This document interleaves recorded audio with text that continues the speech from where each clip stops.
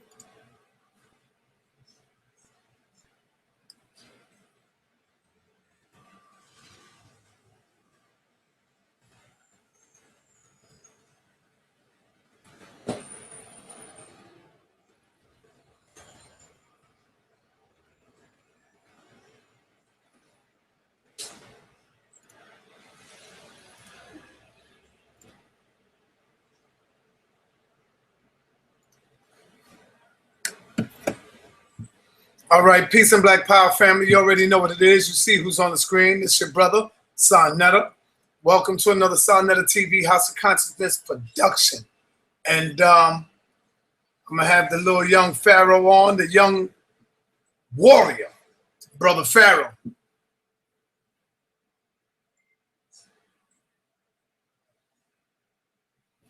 Okay, I'm going to have the young warrior on the phone. And you know what it is. Pharaoh going to go all the way in. Him and, of course, Prince York, Dr. York's son, they have, excuse me, scratch the back. They have a little disagreement on certain things. And them brothers is going to come in and they're going to have their discussion right now. I'm waiting on my brother, young Pharaoh, to come through.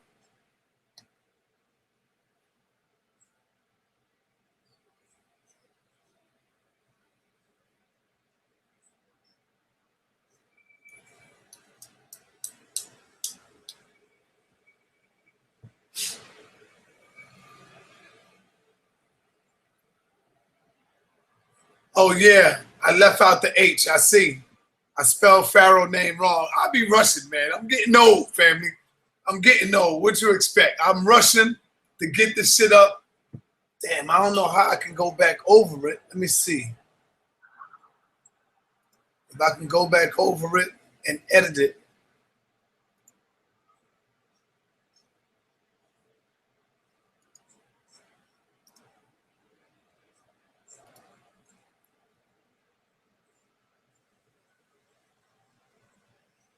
Let me see if that'll work. Yeah, I'll be rushing. I gotta slow down.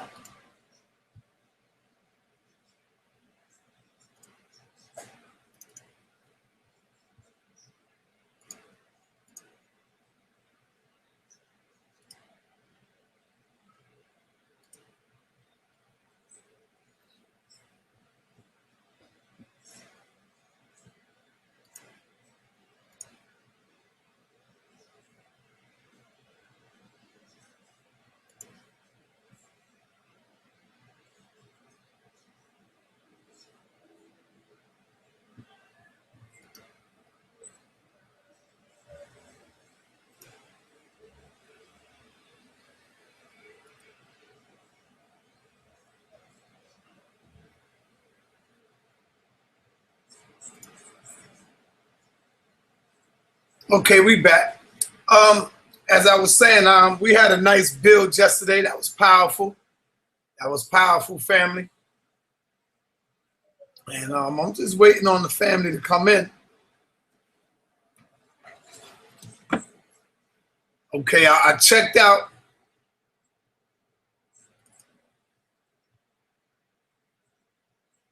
I can show y'all better than I can tell you.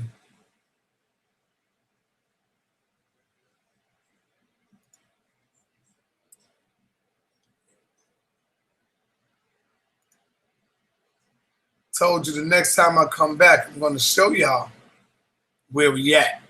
And it's not good. It could have been a lot better. But that's where we at right now. See that? That's where we at right now.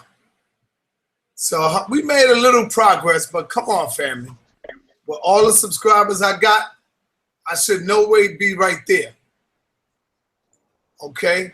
It should have been at least on 10 G's by now. So we slowly moonwalking this shit. Anyway, I see I got the guard up in the building, young Pharaoh. That's right. Black power to you, my brother. What's happening, man? Peace. Did you share the link on your Facebook? I'm trying to share this on my Facebook. Oh yeah, let me do it. Let me do that too right now. Let me do that right now. You're right. Good looking. Yeah, that is. I'm trying to get everybody up in here.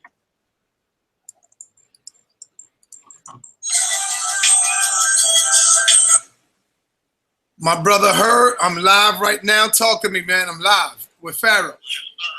I just want to call in and let any Black Power to your big brother's side. And man, we're gonna get this money on up for you. And what we're gonna do is we're gonna do like maybe like a pre-marathon, and also we're going to get everything shown so that people will know how to. Because I'm pretty sure that a lot of them don't know how to really get out there and put that tape in there the way they really need to. You know what I'm saying? So we're gonna get them in instructions. And it's coming though. We're about to do it all by myself, doggone. You know what I mean? Yes, sir. I hear you, brother. Thank you. Pharaoh, I threw up the link on Facebook. Mine's is up. All right, all right, I got it. I'm sharing it right now. Give me one sec. All right, Herb. That sounds real good, brother. I'm gonna talk to you later. I'm live on the air. Go check us out. I'm already watching you. All right, peace, Black Power, stop. All right, peace, brother.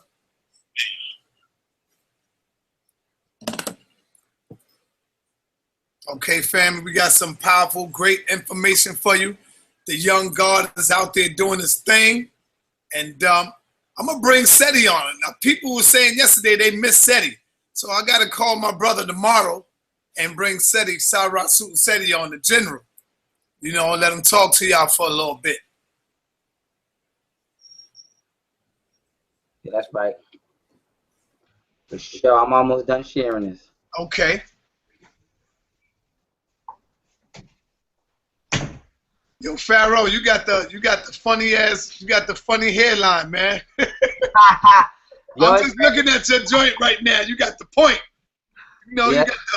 You got the point joint that come down, man. I done been Batman, McDonald's, Eddie Munster. I done been all kinds of shit my whole damn life.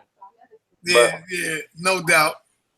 All right, so I got it on everything. I done got it on all 3 of my Facebooks. Now I'm shooting it on Twitter. Then after I do that, we ready to go. All right, that's what it is. That's what it is. But yeah, I done heard that. Oh shit! Prince York is in the building already. But I want to be able to give you a chance before Prince get in to let's talk about some things up your up and coming event. That's right. Prince York, I see you. You there, brother? Yeah, I'm here. Look like you hiding. You in the dark or something? I'm in my office. Where the light at? Turn the light off. Come on, brother. You hiding. People want to see you. There you go. I see a little light. Don't be scared, brother. Come on, man. You Prince York. Nah, I'm chilling. Okay. Yo, you ain't got to come in right now. You could come in like 20 minutes, like you said. Because what I want to do is I want Pharaoh to give some promotion on his up-and-coming event that he got going on and talk to the people. And then you could come right in. All right? Or if you want to stay in, that's cool. Nah, just shoot me a text and I'll get in. All right, my brother. No, I don't got to shoot you a text. You already got it. Just come back like 20 minutes later. All right. All right. Peace, brother. Peace. Yes. What's up, baby? Talk to me. Okay. All right. So without any further ado, I bring to you the young Pharaoh in the building. Talk to me, brother. The people miss you. The people love you. Yo, that phone call I got yesterday Where was that from? That was from Phoenix, right?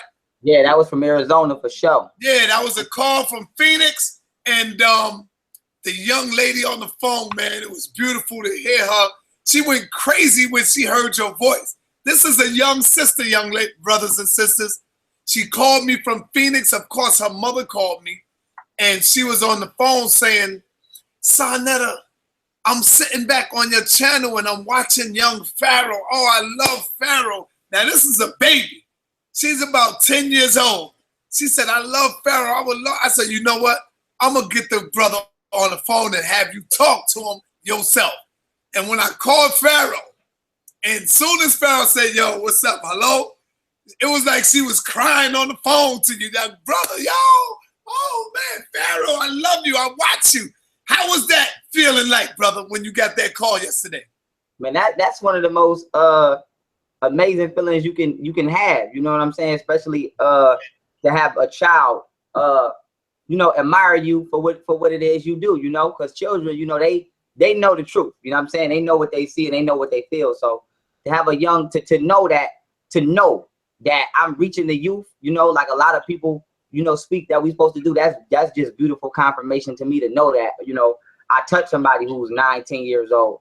And speaking to her, I'm supposed to speak with her later on today. I spoke with her mother, so when she get out of school, whatchamacallit, her mom gonna text me. I'm gonna let her know when I'm free, and I'm gonna call in and kick it with her. So you know that's beautiful. I mean, Yes. that was beautiful. But let me ask you now, Pharaoh, does that somewhat change the way you present yourself on the air now, especially with the YouTube beefing, going back and forth with people, cursing them out because the babies are watching you? You see what I'm saying? So do you change up a little something? I would like to say change, no, but be more mindful. Right. Yeah. Where? I don't know how many of my recent videos you might have seen, but I've been very mindful of my dialogue and the way I verbally articulate myself, you know. But right. As far as YouTube beefing with people, you know, I haven't had to get on nobody in a minute. I mean, Tommy Sotomayor was the last one. So I would like to say, you know, if anybody ever does what Tommy Sotomayor does again, they will be cursed out if I can't get to you. So you don't want to let your kids watch that video. That's but other than that, I've definitely been mindful of the way I articulate myself due to this very fact. So, you know, it's definitely that's definitely a big factor. That's something I've had to take into consideration. Definitely. Okay. So talk to us, brother. What's new for young Pharaoh?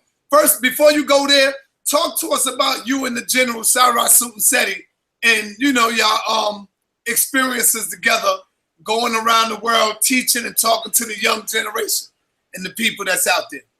That's right. Well, what I love about General Seti is, you know, I feel that as an elder, he's the way that an elder is supposed to be. And what I mean by that is willing to connect with the youth and understand our plight instead of blaming 100% of the world's problems on us, you know. So as far as me and Seti, we have a beautiful relationship, one just an understanding relationship. And teaching alongside Sarah and Seti is, for him, it's like for him, it's like, okay, he was with Azra Quasi, but for people like me, it's like, okay, I get to say I was on Sarnetta, you know, I was with Sarah and Seti, people who've been doing this for 20, 30 years. So as far as me even teaching alongside him, it's like people look at me like, oh, that's young Pharaoh, but to me, it's still like I'm with Seti, you know. So it's an amazing experience, and one of the most important things I think that people get out of this is to see that, you know, the job to liberate our people is not solely in the hands of the elders. You know what I'm saying? Because people could sit back and watch you or watch Seti or whoever else break their neck to try to bring information to people every day. But us as young men, we got a role to play too. So as far as me and Sarah and Seti, I think us working together is powerful because it brings the dualistic companionship of the black male, that the young and the old, we're not enemies. You know what I'm saying? We're synonymous, and we can liberate the people together. So and another thing about Sarah and Seti is he's a genuine person. You know what I'm saying? And everything he do is from his heart. So you know, it's easy to work with him because that's the way I do everything. So it's amazing. You know what I'm saying? We coming all year with the heat. And me and Seti, our next up and coming lecture will be in September 24th in Atlanta. But I'm having a birthday party I'm throwing in Detroit. Seti hosting it. That's gonna be September 2nd at 90s.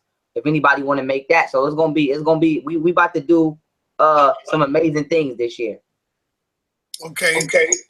Brother, I like the shirts you be having, man. Them shirts is bad, brother. Yeah, you know, with some real bad shirts on lately. So talk to us. What's new? What you got coming up? I know you got something coming up this weekend.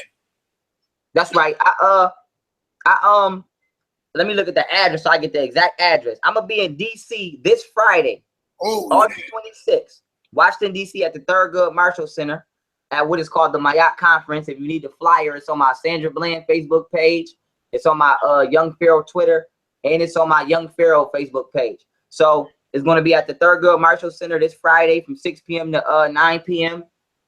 This is going to be a pretty big lecture. I actually had the honors of coming on a Kyle Nelson show, and to my surprise, I didn't even know Dick Gregory was on there. So Dick Gregory got a chance to witness some of my information. He made a comment, you know, giving me approval, and that, you know, he bigged up my message. Long story short, so this is going to be a very, very big.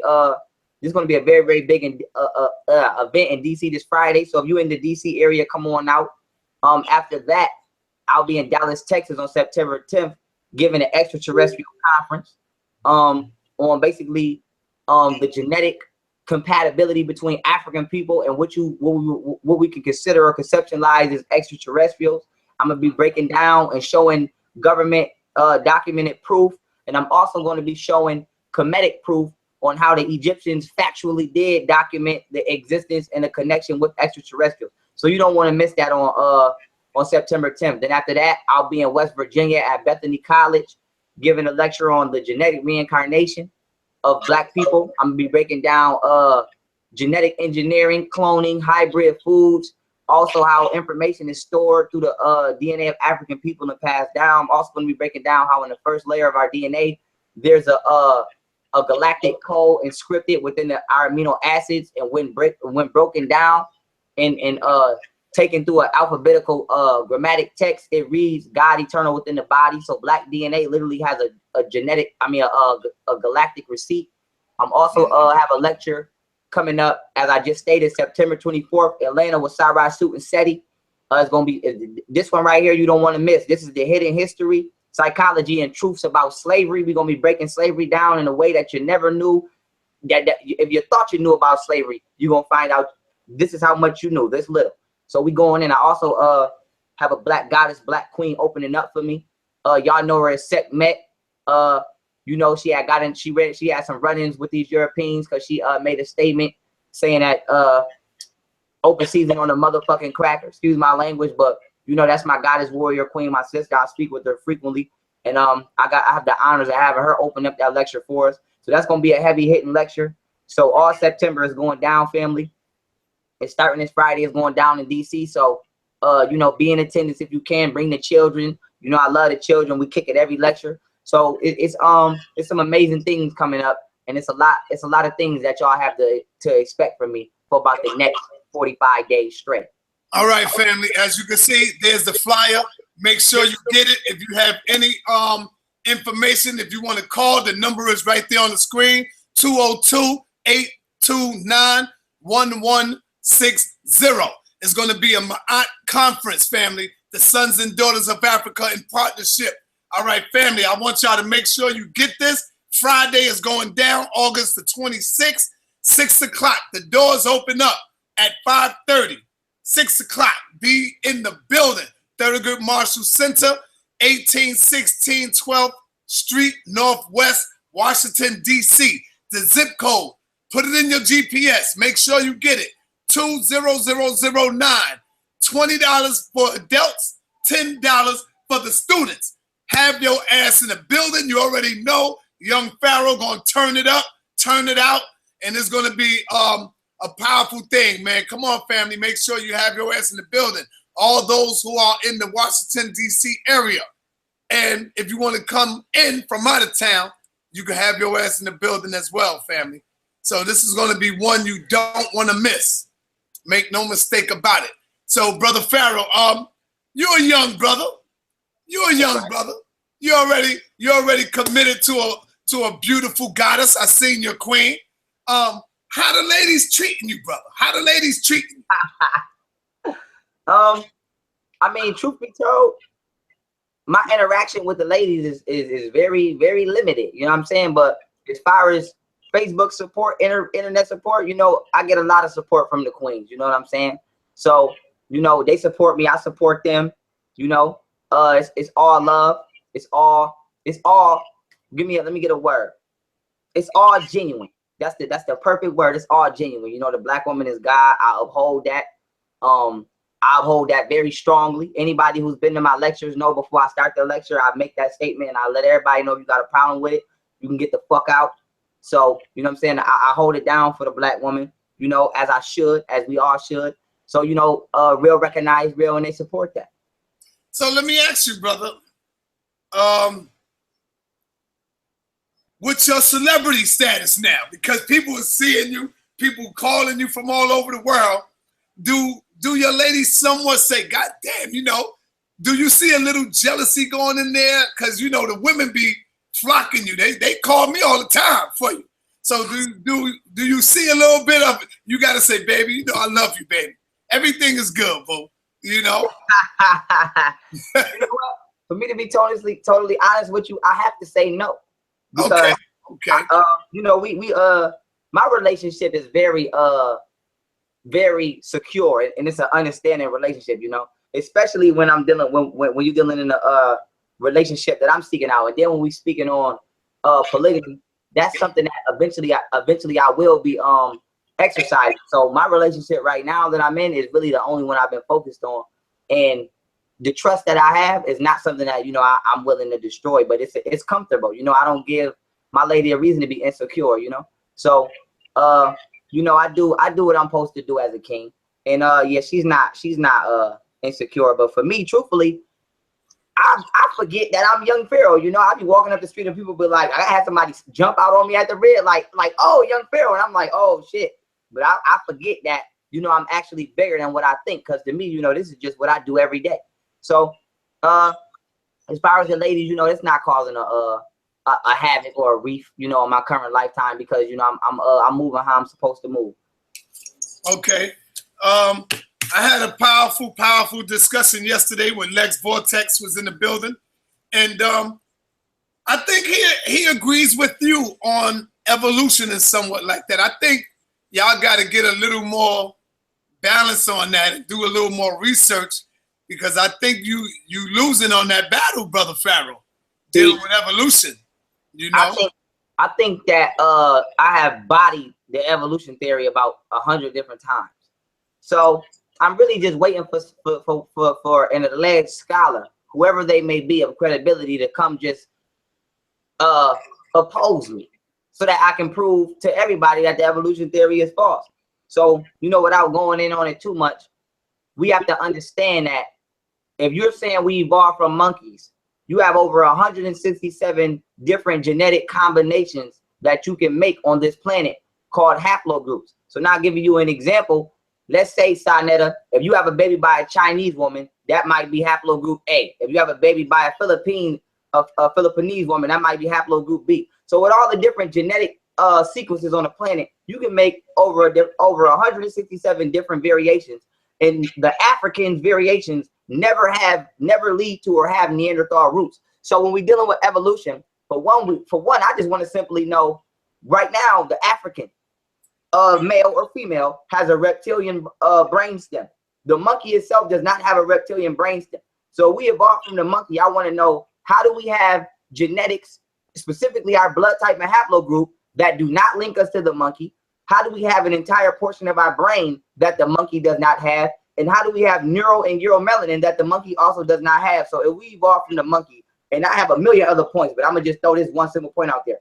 How did we obtain genetic and cosmic biological traits that the monkey itself will never possess and has never possessed? So we're dealing with the evolution theory, you know. All I'm asking you to do is show me, if we came from the monkey, why do we have genetic biological traits that the monkey has never been known to have and will never be known to have. So when that question can be answered, you know, maybe I'll believe I came from a monkey.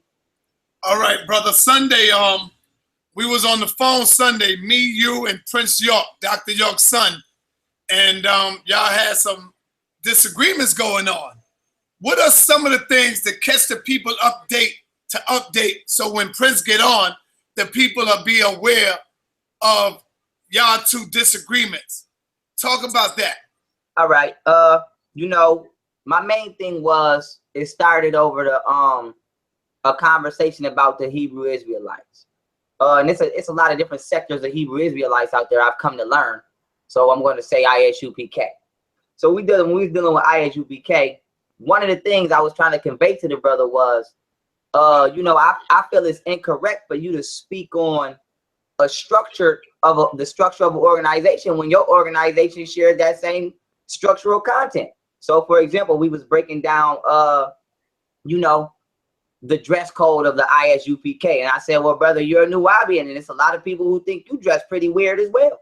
And that somehow took us into the dress code of the Nuwaubians can be traced to the Egyptians, and specifically being depicted on the walls of Egypt, as well as the name Nuwaubian and its linguistic origins can be traced to Kemet. Now, I have to highly disagree with that as well, because before we get on the dress code, when we're dealing with the Nuwaubic language or the word Nuwaubian or whatever you want to call it, my standpoint was, before I go into, matter of fact, I'll save it for when you get on the phone, for when he refutes, I'll put the information out. But my standpoint was, if you were in a time machine right now and you went up to Queen Hatshepsut and you had a sheet of paper that said Nuwaubian, she would not be able to decipher that text. She would not know what you was trying to say. She would be unable to read that. The Egyptians never called themselves Nuwaubians, and they did not speak that language.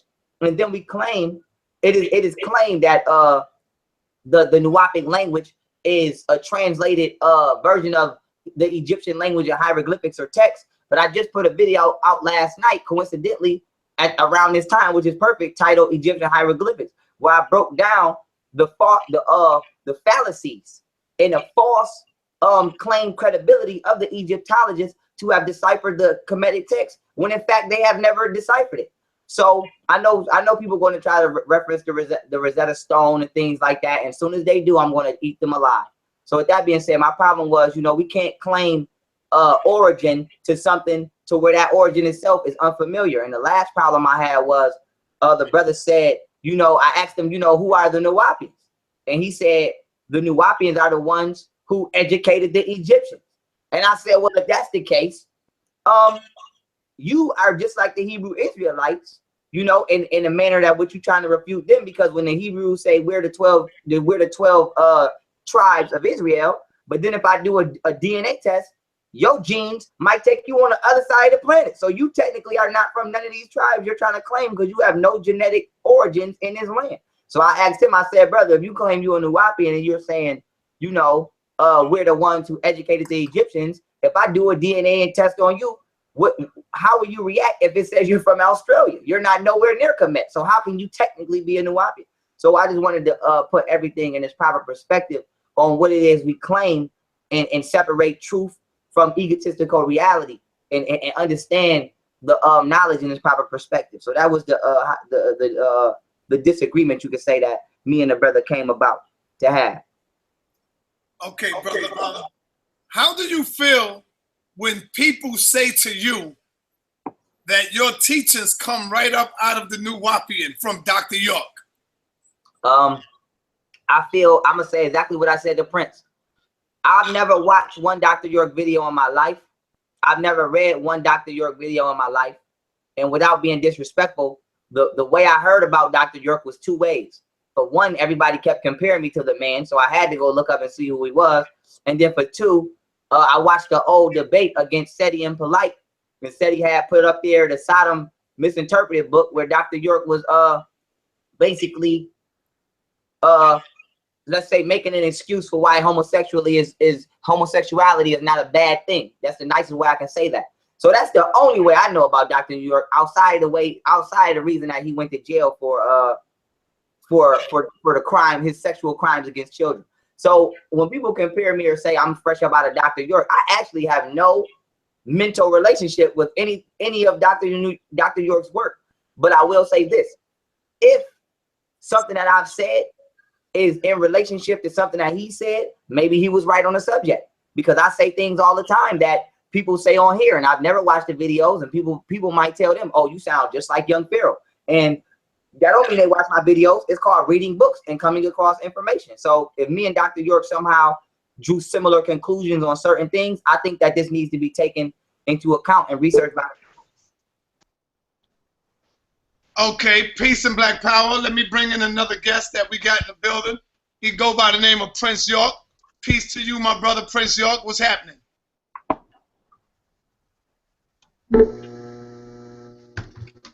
Prince York, what's happening? Let's get it together. I'm trying to. Hold up.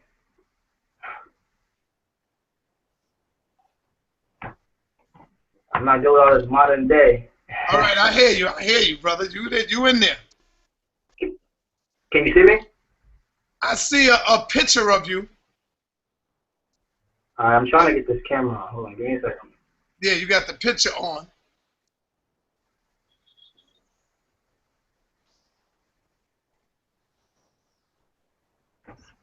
Everybody, I done shipped this joint crazy, so we should be live in the chat. How many people in here? We got 627 people so far. All right. 35 now. 635. All right, we lost him. We lost him. He coming back. He probably trying to fix his joint. Let me ask you, while we getting ready with him, do you believe in the mothership, brother? Do you believe in you know, the mothership and all that stuff? I believe that the mothership is allegorical or symbolic to the planet, which I would describe as Nibiru. So in that context, I would say yes. Now, when we dealing with everybody, see the problem with me is when I'm coming with information due to my age at this current time, somebody older than me has already spoken on this information in what I would consider an incorrect manner. So now when I'm coming trying to put things in its proper perspective, people already have the preconceived notion of, oh, Pharaoh, I don't want to hear about no damn aliens, when it's like, I'm not saying what he said. You know what I'm saying? I'm coming this way. So when you ask me, do I believe in the mothership? Do I believe in extraterrestrials? Yes, I believe it. Yes, I know extraterrestrials to exist. And then for two, when we're speaking on the mothership, we're speaking on a planet that's 4 times the size of this planet, which is factually documented to exist by whoever you can think of. CIA, FBI, NASA, me, myself, people who've seen it personally. So this is what the ancestors have prophesied to be returning after its 3,600-year orbit. So this is what I am referring to when I say the mothership, or that which is returning to bring a correct frequency to the planet and eradicate those who don't belong. Okay, I want to introduce another special guest that we got in the building. And first of all, I want to say, Prince York, we're going to respect each other, no talking over each other. Let's hear each other out. And when I say time, brother, we all got to be disciplined to let the other person speak. So first of all, I want you to introduce yourself to the audience, let the people know, who are you? Talk to us, brother. Prince York, Prince of the Wu-nuwaupu Nation. That's all you want to say, brother? I'm giving you. All right. I would like for you to ask your brother Pharaoh a couple of questions. Let's take off from where we left off on Sunday. Remember, we was in a powerful discussion, brother. Before you go there, let's deal with this. What's new for Prince York? What's coming up? What you got going on? Because I want the people to see that our young brothers is not just talking. They out there doing some work as well. So Pharaoh doing great big things. What are you doing, my brother Prince York? Well, actually, currently right now, I just started a tour, a 40-city tour that touches internationally in Kenya, Ghana, Australia, United Kingdom, etc., but mainly United States of America and the Caribbean islands, where we'll be giving people right knowledge, right wisdom, and right understanding on the various topics, as well as fighting for my father's freedom. On top of that, I've begun to execute plans on the rebuilding in the reorganization of Tamaray. No, it will not be in Georgia. No, it will not be in the United States of America, but that has been put into place. Finance is being put towards that as well. So the ultimate goal, the ultimate reality for all nations is once again being done by the master builders of wu-nuwaupu under the guidance of Dr. Malachi New York, affectionately known as Panabam. So that's what we're executing right now. We're rebuilding. We just beginning that, you know what I'm saying? On top of that, we have a pardon out. We're trying to reach the pardon that gets, we're trying to get 100,000 signatures to get Barack Obama's death so he can pardon my father. That's one of our many ways of executing, trying to free him. So these are different things that I've been personally working on right now. Other than that, I've been in contact with numerous of people from the Black Entertainment Television, which is BET, as well as MTV, trying to contact them to getting interviews, et cetera, so I can expand and give more information to the masses and masses of people. Oh, we also have a radio tour coming up as well. So I contacted Radio 1. They're building with me, and I'm trying to see what's up with that so I can get a radio tour where I'll be doing radio shows all over the U.S. Beautiful, beautiful. So family, there you go. You see, our young people, we are motivated. We're not just sitting on our ass. We teaching. We traveling the world. And I'm gonna let you open up first, my brother.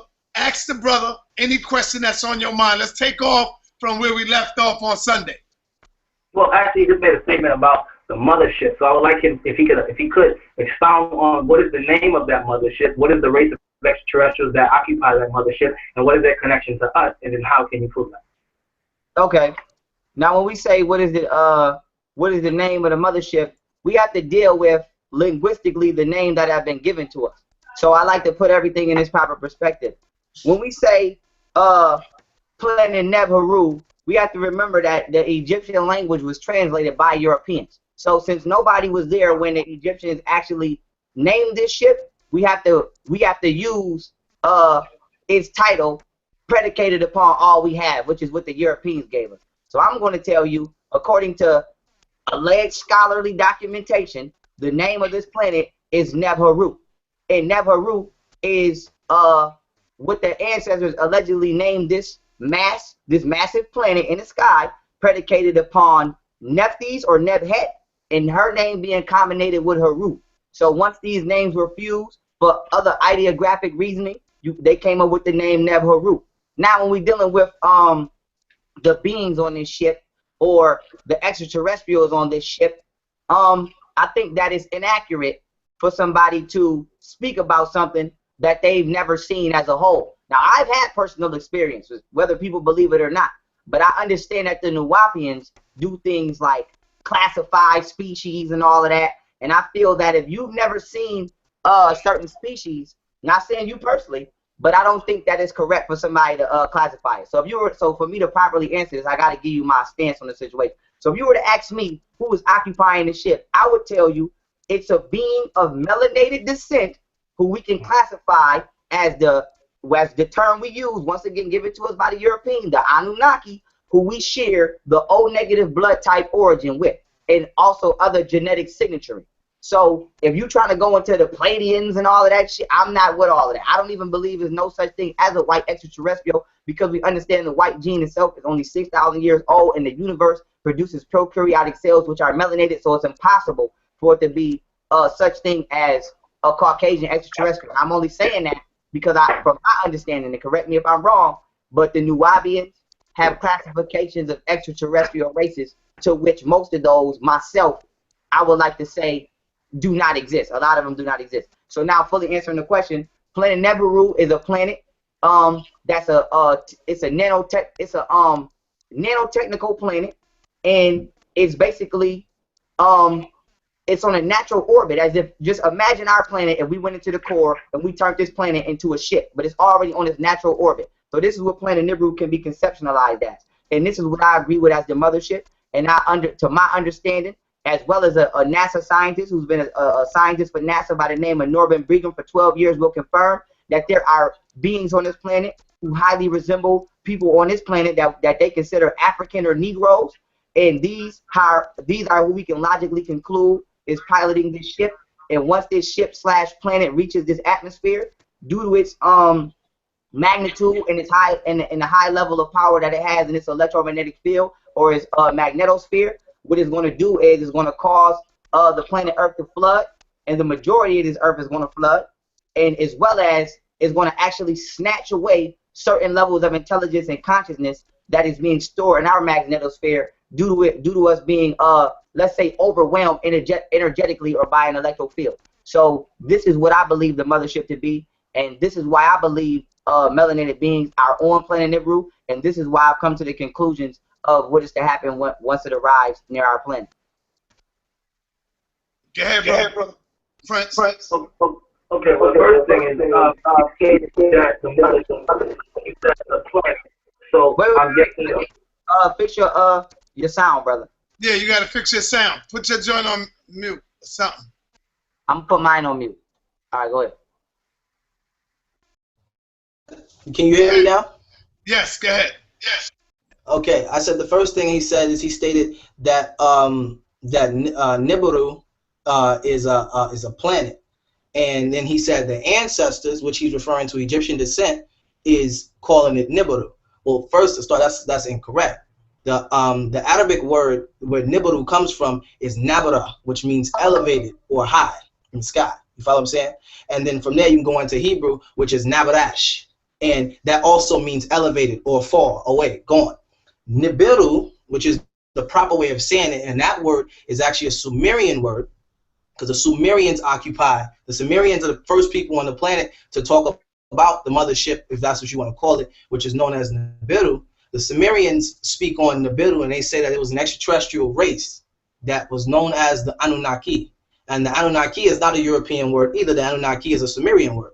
And even Native American tribes, such as the Hopi tribe, if you translate the word Anu in the Hopi's original language, Anu means ant, and then Naiki means friend. And they call them the ant friends, a race of beings that came down and helped them during certain time periods. Now, the Sumerians are the people who had the most involvement with the Anunnaki. And the Anunnaki occupy Nibiru. But from the Sumerian text, the Sumerian never state that the Anunnaki is a race of good beings. They call them gods. The Sumerians call the Anunnaki gods, and they claim that the Anunnaki enslaved them, raped them, killed them, eat them, and all religions, monotheistic religions, all come from this one source known as the Anunnaki, who occupy the ship Nibiru, which is 3 times the size of the planet Earth, which is a proven fact. Every 3,900 years, Nibiru comes close to the Earth, and it messes with the electromagnetic pulse. So it doesn't necessarily cause floods, but the fact that it's a giant piece of metal coming by a magnetic pulse and is greater, the metal is greater than the magnet itself, it fluctuates and throws the Earth off. And they even have it recorded in ancient Egypt, or if some may call Kemet or ancient Kamari, where they have the ancient Egyptians record lots of damage taking place during this process, which actually damaged both the pyramids and many other things, and in some cases help cause the creation of the Sahara Desert, because we know that in ancient times the Sahara wasn't a Sahara, it was a land of lush. It was green, it was full of life. And now you go there, it's a desert, and it's because of electromagnetic pulse reacting with the core inside the Earth, where you have nickel at, and when those two reacted with each other, it's an electromagnetic pulse that electrified that entire region and fried out all the what they call fertile soil, killing all life in there, and then it became a desert. And the actual facts on that is, if you follow the actual line that Egypt is on, for example, Cairo is aligned perfectly with a city down in Texas known as Houston, Texas, and they have pretty much the same temperature because they're on the same line, meaning they're moving around at the same space, except there's no Sahara Desert going completely around the Earth in a complete worldwide desert. It's in that one location, and that's what proves that, because that happened there. So yeah, you were wrong about the language. The ancestors never called it Nibiru. I mean Nibiru. The ancestors never called it that. That came from the Arabs, and that came from the Hebrews. The Hebrews called it Nabarash, and the Arabs called it Nebara. And then you have the Sumerians, who refer to it as Nibiru. But the Sumerians, technically, it depends how you look at it. It depends how you look at it. Because if you call yourself a Sumerian, then you're admitting yourself back into the religion, and then you're stating that we need to be worshiping the Anunnaki, which the Sumerians themselves have put on Sumerian texts, that the Anunnaki is a extraterrestrial race of basically demons that enslaved them, forced them to mine gold, mixed in with their seeds and everything. They claim that they existed prior to the Anunnaki. And my father personally wrote it and recorded it here in this big book right here called the Holy Tablets. See how thick that is? That's a lot of information that most people get their Anunnaki information from. And in this book, he goes into it and explains it. Now, to address the other thing, this would be the planet-sized ship known as Nibiru. Now, a moment ago, you stated that Nuwaupians, which I found was disrespectful to attack Nuwaupians when you're talking to me, but that's fine. You stated that Nuwaupians differentiate different races. Well, what you also have to take in consideration is that Nuwaupians know exactly what they are talking about. How come? Because Nuwaupians don't base everything off of our personal experience or off of Dr. York's imagination. Nuwaupians base things off of facts. So in this book right here, Mission Earth and Extraterrestrial Involvement, my father has personally did the research and using real live pictures. See the real pictures? You got real pictures and accounts of different people. See these different people who have had accounts with the different forms of extraterrestrials and their descriptions. Now, one person can be crazy, but multitudes of people can't be crazy. You can't call every person on the planet crazy when you have hundreds and hundreds and hundreds and hundreds of people in all different years of time saying this happened, that happened, that happened. This is what they look like. Like, for example, when people talk about grays and they talk about abductions, they said they were abducted by grays, right? And the grays, all people who was abducted by grays say the grays put me on a bed. If you were a male, they took some of my sperm. If you was a woman, they took some of your eggs. And they took the sperm and they took the eggs and they put them in these big tubes. And then as they walked through the ship, they saw what? They claim they saw children, hybrid children with both human genealogy and extraterrestrial genealogy. These are actual facts. Now, all right, let's give him a chance to respond, brother. Let's give him a chance to rebut. All right, go ahead. Go ahead, Pharaoh. Turn your mic on, Pharaoh. Turn your mic on.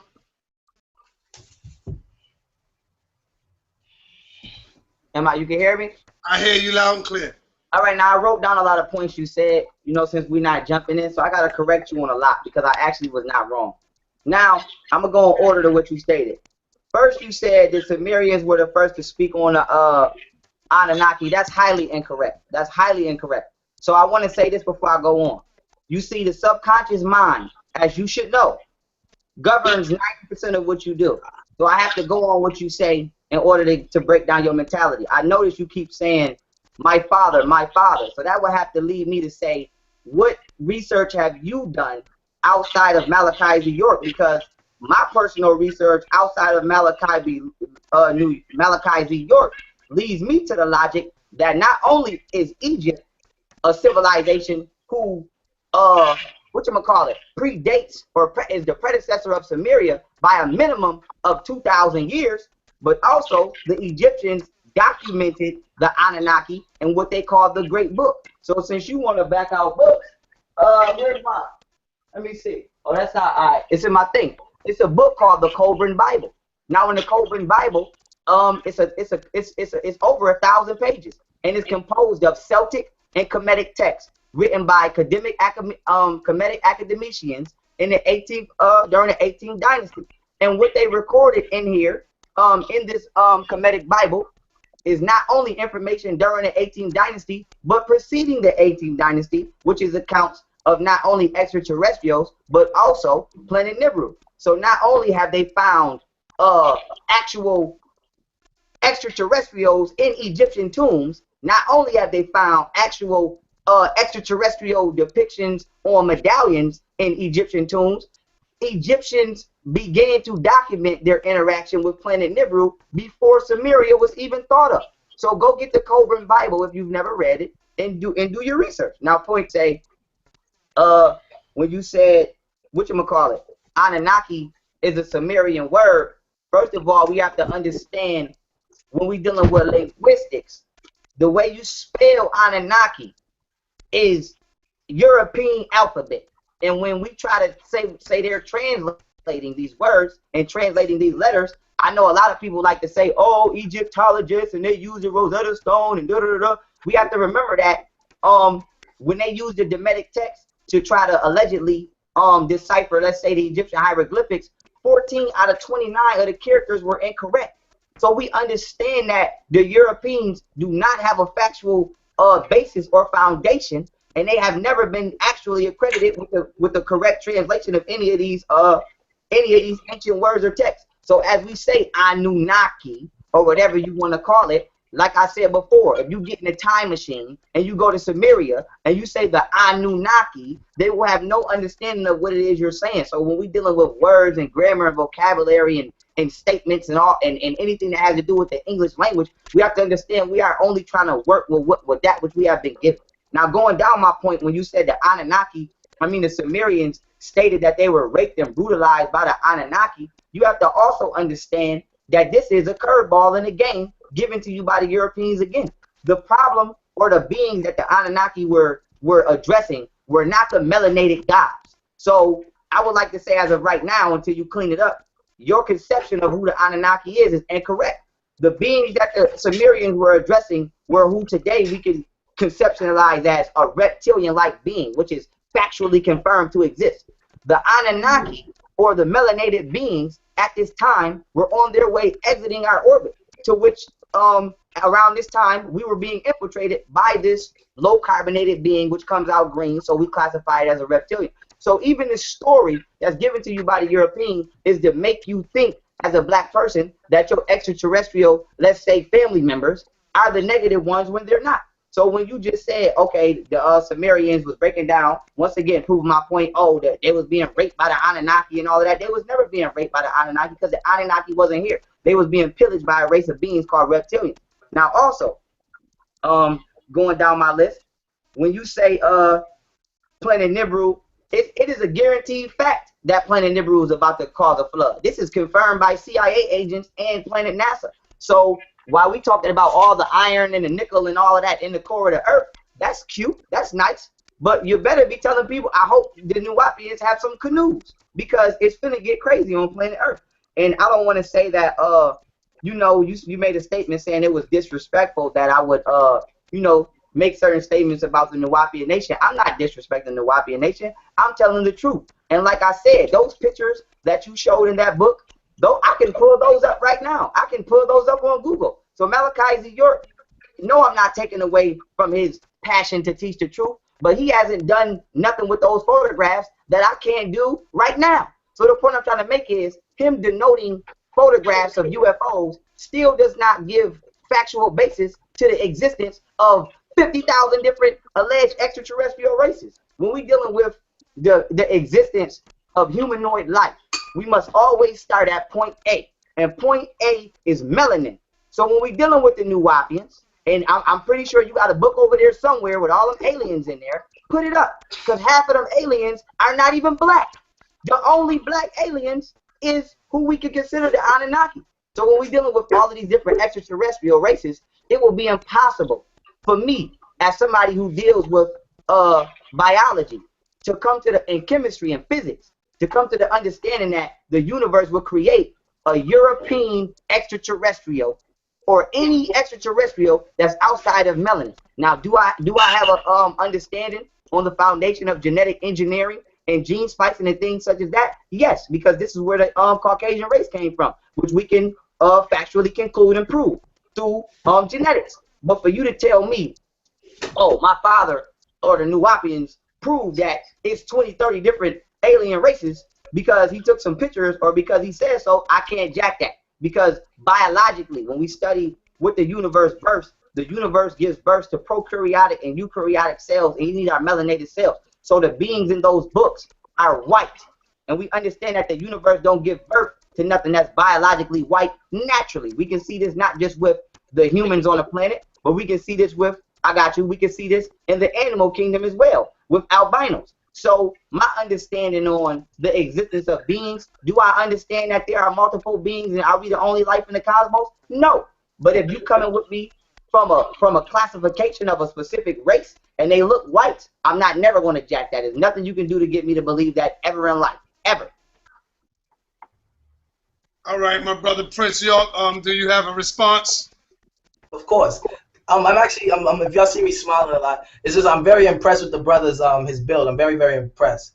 Only thing is, he's trying to utilize, instead of utilizing the facts, he's trying to utilize reason. So, but I want to say that I'm impressed with both of you young brothers. I feel that this is a good build with respect, and I think the people are learning something out of it, man. Is like 1,000 people in the chat right now, and they looking at this, and I love it. I love it to see y'all two brothers build respectfully. So go ahead, my brother Prince.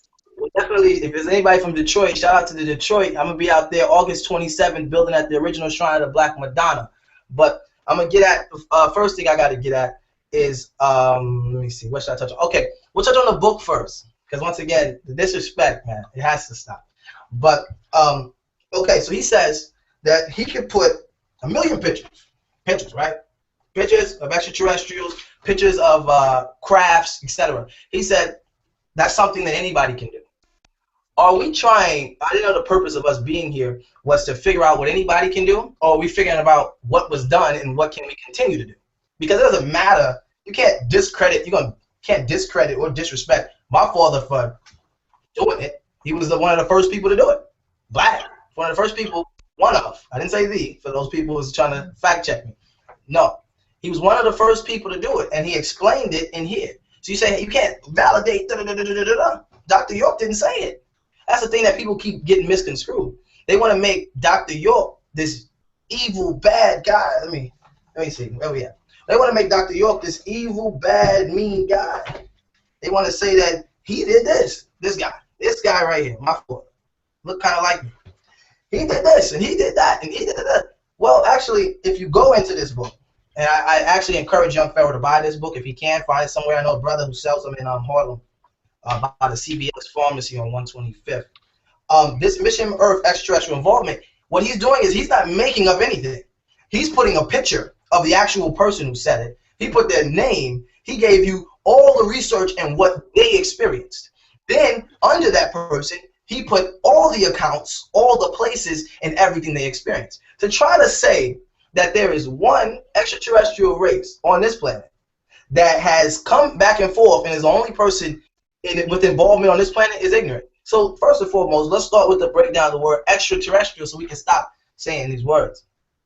Extraterrestrial. Extra means outside, terra means earth, and astral, in space.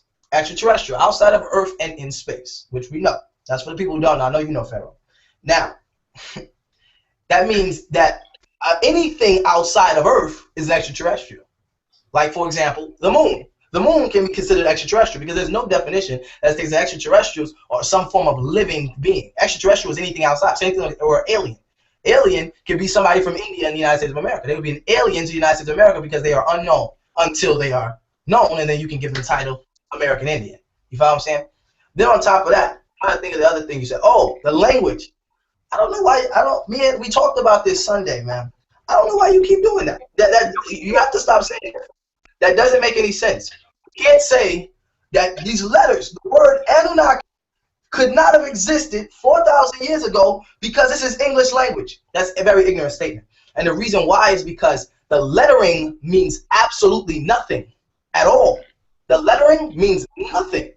The lettering is the language. Each letter represents a sound. A is A. But English language is the only language that names the alphabet. Every other language, their alphabet has tones. And our discussion on what was that, Sunday? A discussion on Sunday was, young Pharaoh said that if we went back in time 4,000 years or whatever to ancient Egypt and we said the word wu-nuwaupu or wu-nuwaupu, nobody would know what you were talking about. And I said, that's not true. And he said the reason why is because if you spell nuwaupu, N-U-W-A-U-P, nuwaupu, those alphabets don't exist. And I'm saying what you have to understand is it's not about the alphabet. The alphabet is what makes the language. It is the tone. So na is in English and is any other letter in any other alphabet. And the reason why I said any other letter instead of saying the actual name of the letter is because English is the only language that has named the alphabets. For example, same example I use. I say no. right here in America, and I go over to Spain and I say no, they know what I'm saying. Why? Because it's the tone, it's the frequency in which you're speaking on. It has nothing to do with the spelling. The symbols only represent the sound based on the interpretation of the scholar of literature. So in the Nuwaupic language, when we spell Nuwaupu, or when you go to Sumerian language and you spell Anunnaki, Anunnaki is only spelled that way because what they're doing is they're utilizing their lettering system to represent the proper sounds to match it so you can be able to read it. Anunnaki. So you're gonna put the A's and the N's and the, you know what I'm saying, they're gonna do that. But if you go to Sumerian script, the word Anunnaki is only 5 letters in Sumerian. And it's in cuneiform. The little they look like little sharp lines. And they're all on the walls. And they even depicted pictures of them. Now how they decide to depict them is they depict them as people with big wings. But this is where some of the angel theories come from. And what's misinterpreted is that the Anunnaki, when he spoke on reptilians, the Anunnaki, because remember, he was the one who said, I had to catch you there. You were the one that said, you said that we're making all these different races. But then you just said that there's Anunnaki, and now you said it was reptilian. So you just made 2 races then, since we're making stuff up. You have a very large, hold on, you're going to get your turn. There's a very, very large universe, a huge universe. So to admit there's 1 race or 2 races, a creator race and a product race, would be completely ignorant if you want to go extraterrestrial with it. Then you're going to have to admit that there's other races. And you have to admit that they're not the only race that came to the planet Earth.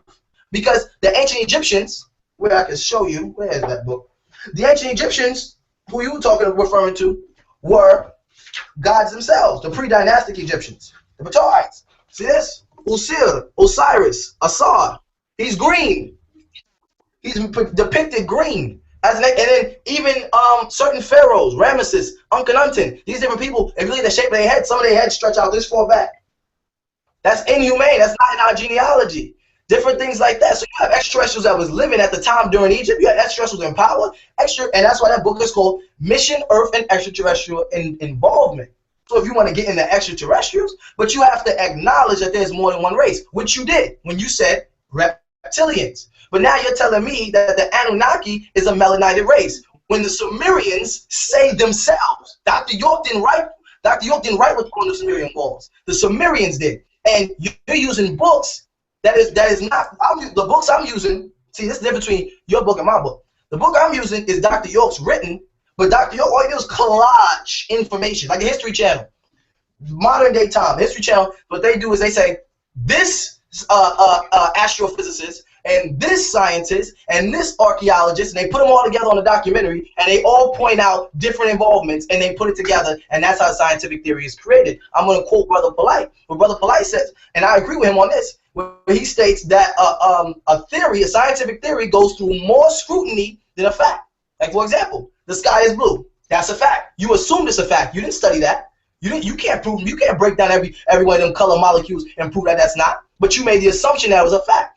The scientific theory goes through scrutiny and test after test after test. So for that, I applaud Brother Polite, because I love that point when I heard him say that. But yeah, man. Then the last point with the language, you gotta stop saying, if we go back in time, it is tone, nibiru, nabara. It's the same. It's all you as English people have came and put alphabets, and this is why Medu Neter came into existence, a Greek construct of what the Egyptian glyph symbol was with. What the hieroglyphs said, they came and they made Neteru from the original word Natharu. They did this. They added that. That's why people say, well, Kemet. The hieroglyph Kemet wasn't written till 100, hold on, almost there. The hieroglyph Kemet wasn't written till 198 BC. 198 BC, and that's after Alexander the Great, the Caucasian, was in control of Egypt in 332 BC. So, what are you saying, man? These are tones. It don't matter what the alphabet say, bro. The alphabet means nothing. The letter only represents, the N represents the Na. And you go in there in Nuwaupic, and the N represents Nu or Na. Same thing. It's just a different symbol. All right, let me ask Pharaoh. Hold on, Si. Hold on. I'm going to ask you, and then you can go right into what you're going to say. Brother Pharaoh, did our ancestors, the Kemetic ancestors, or even beyond that, did they know the Nuwaupian language? No. Why not? Talk about it. Okay. I'm going to break that. That's written down on my points for me to break it down. Let me go in order. for one, brother, you said my father took collages of other people's documentation and showed you the proof. Okay, now I'm still asking, what did he do? What did he see? Because my information is coming from CIA agents, actual people who work in Area 51. You're saying the same thing. You're telling me someone else has information. Hold on, Prince. You can't do that. Let him My talk. father is not saying the same thing because he's been in jail during the time that these CIA agents who I'm getting my information from has come forth with it. So with that being said, you can't say he's saying the same thing that I'm saying because he don't even know the CIA agent who I've listened to or read documentation from through via research has spoken on. So you can't say that. So with that being said, that's one. Then for two, I understand the science behind the elongated head of certain people who we could say Egyptians being extraterrestrial. I'm actually with you on that. But what I'm saying is I cannot jack, once again, a European extraterrestrial. And the Nuwaubians push a being called the Pleiadians, who are Europeans, who have blonde hair and blue eyes, or the Nordics, whatever you want to call them. I cannot never jack y'all on that. There is no such thing as a white extraterrestrial. So first the white man was Jesus. Now the white man is the alien too. There's no way y'all going to sell me that book. I'm not going to buy it. I'm not jacking that. The universe does not produce Caucasians, okay? Especially, let alone for them to be a goddamn alien. So I'm not jacking what y'all talking about. Now as I continue with this bill, now we want to deal with linguistics like Sinetta said. So Sinetta, since he's gone, I just want to ask you this, Sinetta. Ignore the alphabet. Okay, I need you to answer this question. Ignore the alphabet, right? Ignore it. Now imagine you were never taught the English language. What does this say right here? What does this say? Hey. What does this say? You was never taught the English language. What is this called? He talking to you, Prince. Oh, you talking to me? Let me see. You was never taught the English language. You don't know the English language. And you went to Egypt one day and you didn't know English. What is this called right here? I can't see it that clear, but it looks like some form of bird. But you don't know English. I'm asking you because I'm finna prove a point. You don't know what bird is. You don't know what English is. So what is this called? That's a creature in which flies in the sky. I'm proving my point right now. You are listen, let me go. You are identifying with ancient hieroglyphs to a European vocabulary system. Now let me prove my point. Is the hieroglyph? That doesn't make any sense. Let me go. Hold on, Prince. Now you said they translated this. Now let me bust this down because I have to ask you specifically. You keep saying they. What specific Egyptologist and what year was he born and what year did he die, or if it was a she, translate the Meta Netia or the Sumerian text? How did they do it, and what was their medium for deciphering the code? Because if you ask me, 99.9% of people today who claim they can read ancient texts such as the Meta Netia say that they used the Rosetta Stone to translate it. But when you break down the science behind the Rosetta Stone was created in 196 AD by Ptolemy V, who was a Greek. It was not created by an African. And if we want to study Kemet, which I'm pretty sure you're familiar with, you understand that by Ptolemy V's reign, the Egyptian spiritual system and in all African history was being banished and eradicated for at least 300 to 400 years. So with that being said, the Rosetta Stone was created after African rule was no more, as well as the history. Why are you validating the Rosetta Stone? Let me go. After the African rule was no more. So now why is this important? When you study the foundation's incredible source that Egyptologists claim they stand on, Egyptology, or the Egyptian Exploration Society, who claims to be the decipherers of ancient textual language, specifically the Meta Netia, let's go there with it for a second.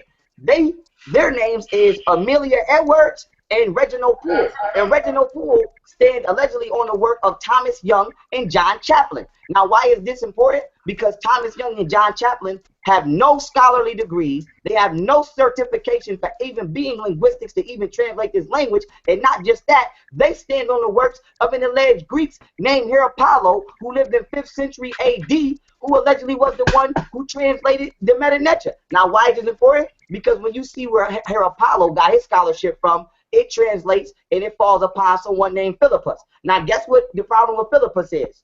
There's no record of his existence. So the entire alleged structure of being able to translate the Meta Necha is predicated the same way Christianity is predicated. It's predicated the way the damn evolution theory is predicated. And guess what that is? On a missing link.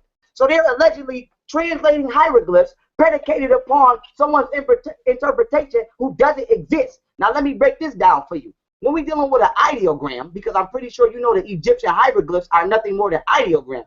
An ideogram is an idea or concept that conveys a message. This is where the saying a picture is worth 1,000 words come from. So now I'm going to use what we today call Horus or the falcon to prove my point.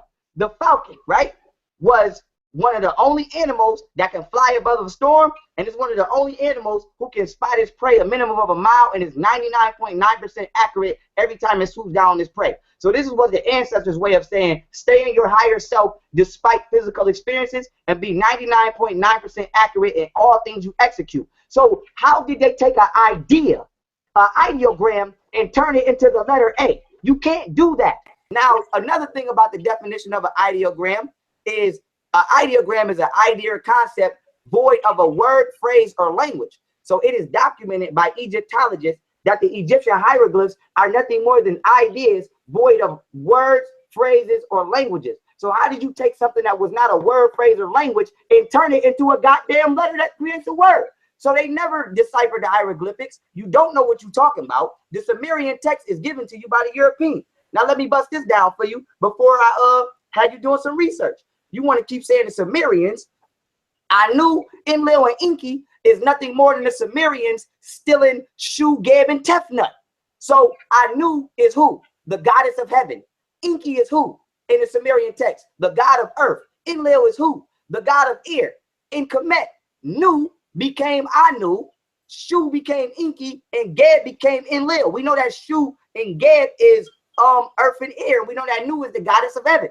So the Sumerians, who you keep referencing, was no more than another civilization who was once again educated by the African Egyptians and remixed the African Egyptian story to conceptualize it in their own way. So when we want to talk about the wow, I'm so mad I'm forgetting it right now. Sanetta, what is it called? When you go to Sumeria and they got the it looked like a spine in the chakra system and they got the little things woven in. I'm mad I can't get it right now.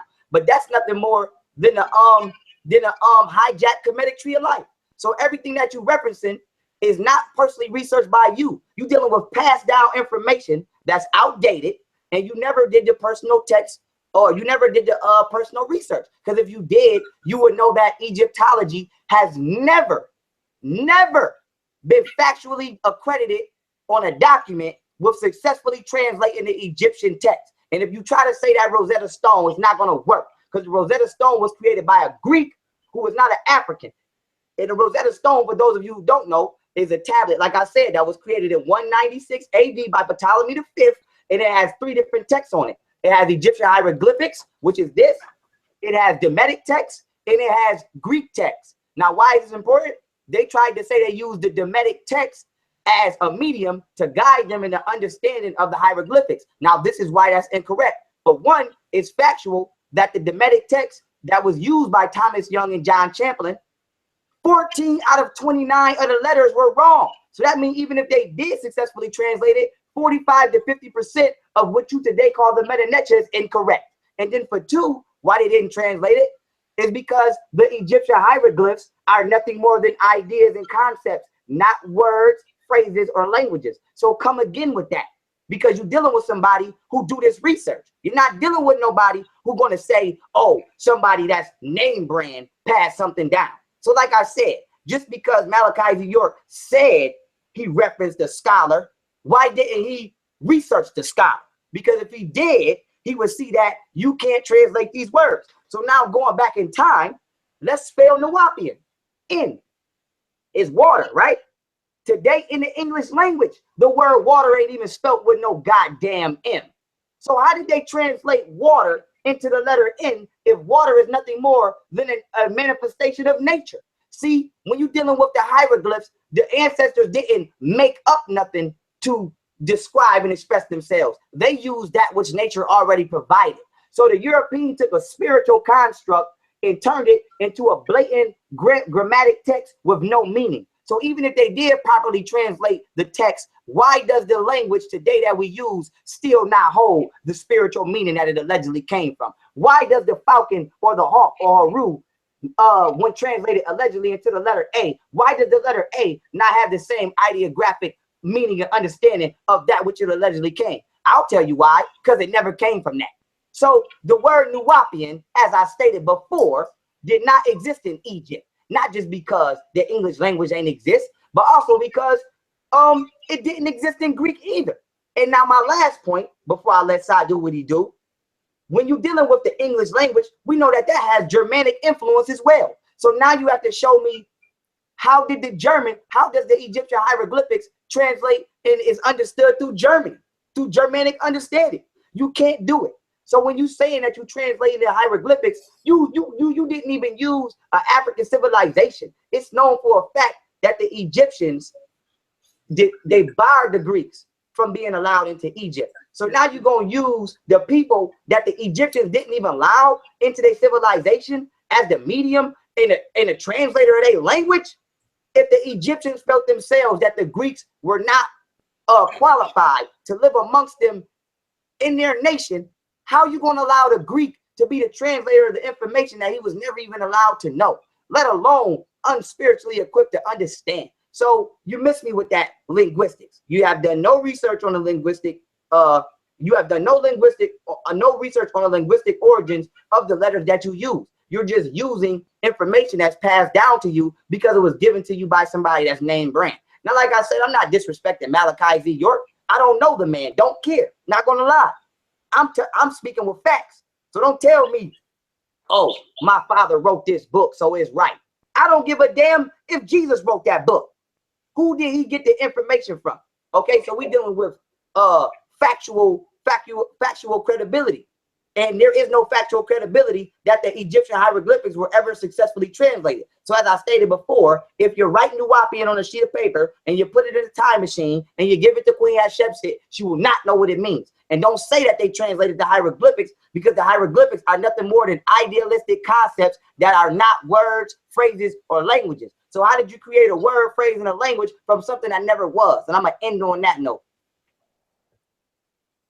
All right, my brother, I guess you knocked out one of the brothers already.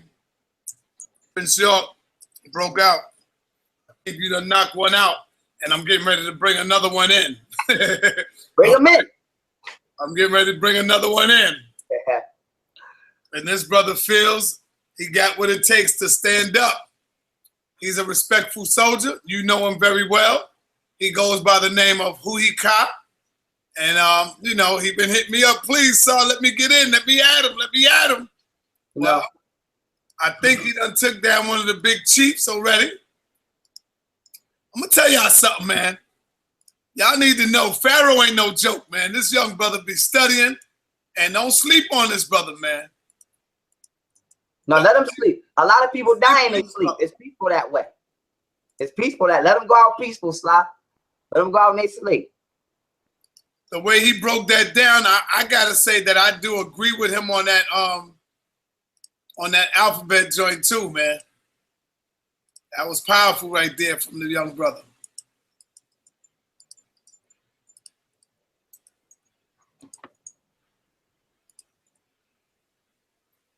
All right, there you go. My brother Huhi Kaa, he'll be entering in the building real shortly. Let's see if he have a rebuttal response for this. Peace and Black Power family. Welcome to another Sarnetta TV House of Content production. Let me bring to you another brother. He goes by the name of Huhi Kaa. Huhi Kaa, what's up, my man? Talk to me.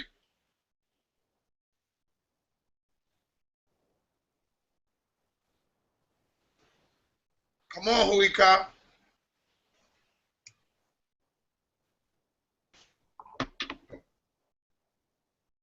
All right, so let's go, Pharaoh. Keep on talking, man, while they're getting ready.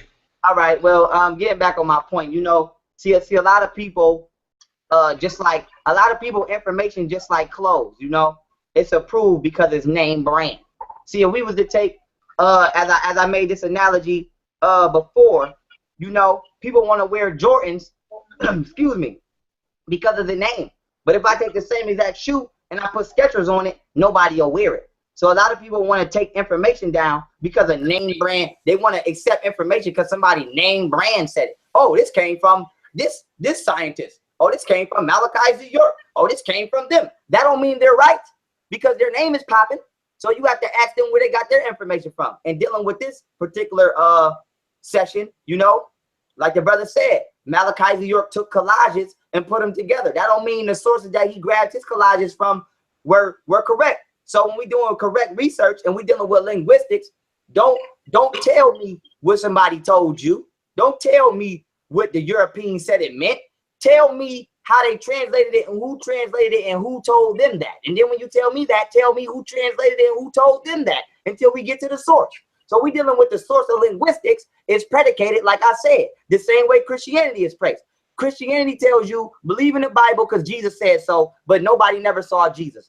Evolution theory say monkeys, we evolved from monkeys or primates, and the missing link is a primate. Nobody ever saw him. And now we're dealing with linguistics. Oh, the Egyptian hieroglyphics in the language in the Sumerian text were translated from the Rosetta Stone, who was written by Apollo. And Apollo got his information from Philippus. And Philippus is just like Jesus, and he's just like that goddamn monkey. Ain't nobody never seen his ass. So don't come on here telling me about the wu-nuwaupu tongue. Study the origins of the wu-nuwaupu tongue. You might change your name. All right, let me ask you this, brother. You ever heard of a brother by the name of Natu Tahuti? I believe that's the brother that's incarcerated, right? Yes, my brother Natu Tahuti. Shout out to my brother Natu Tahuti. Free Natu Tahuti.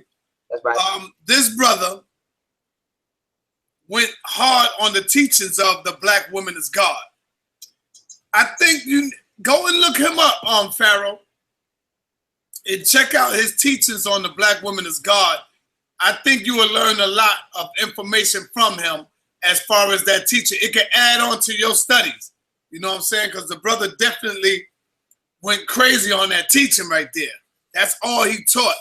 So when you teach that the black woman is God, you never got that from no Nuwaubians. You never heard Dr. York teach that or nobody, brother? How did you come across that teaching? This is on my soul right here. This is on my. I got a friend that's very dear. Yo, hold on now. Hold on.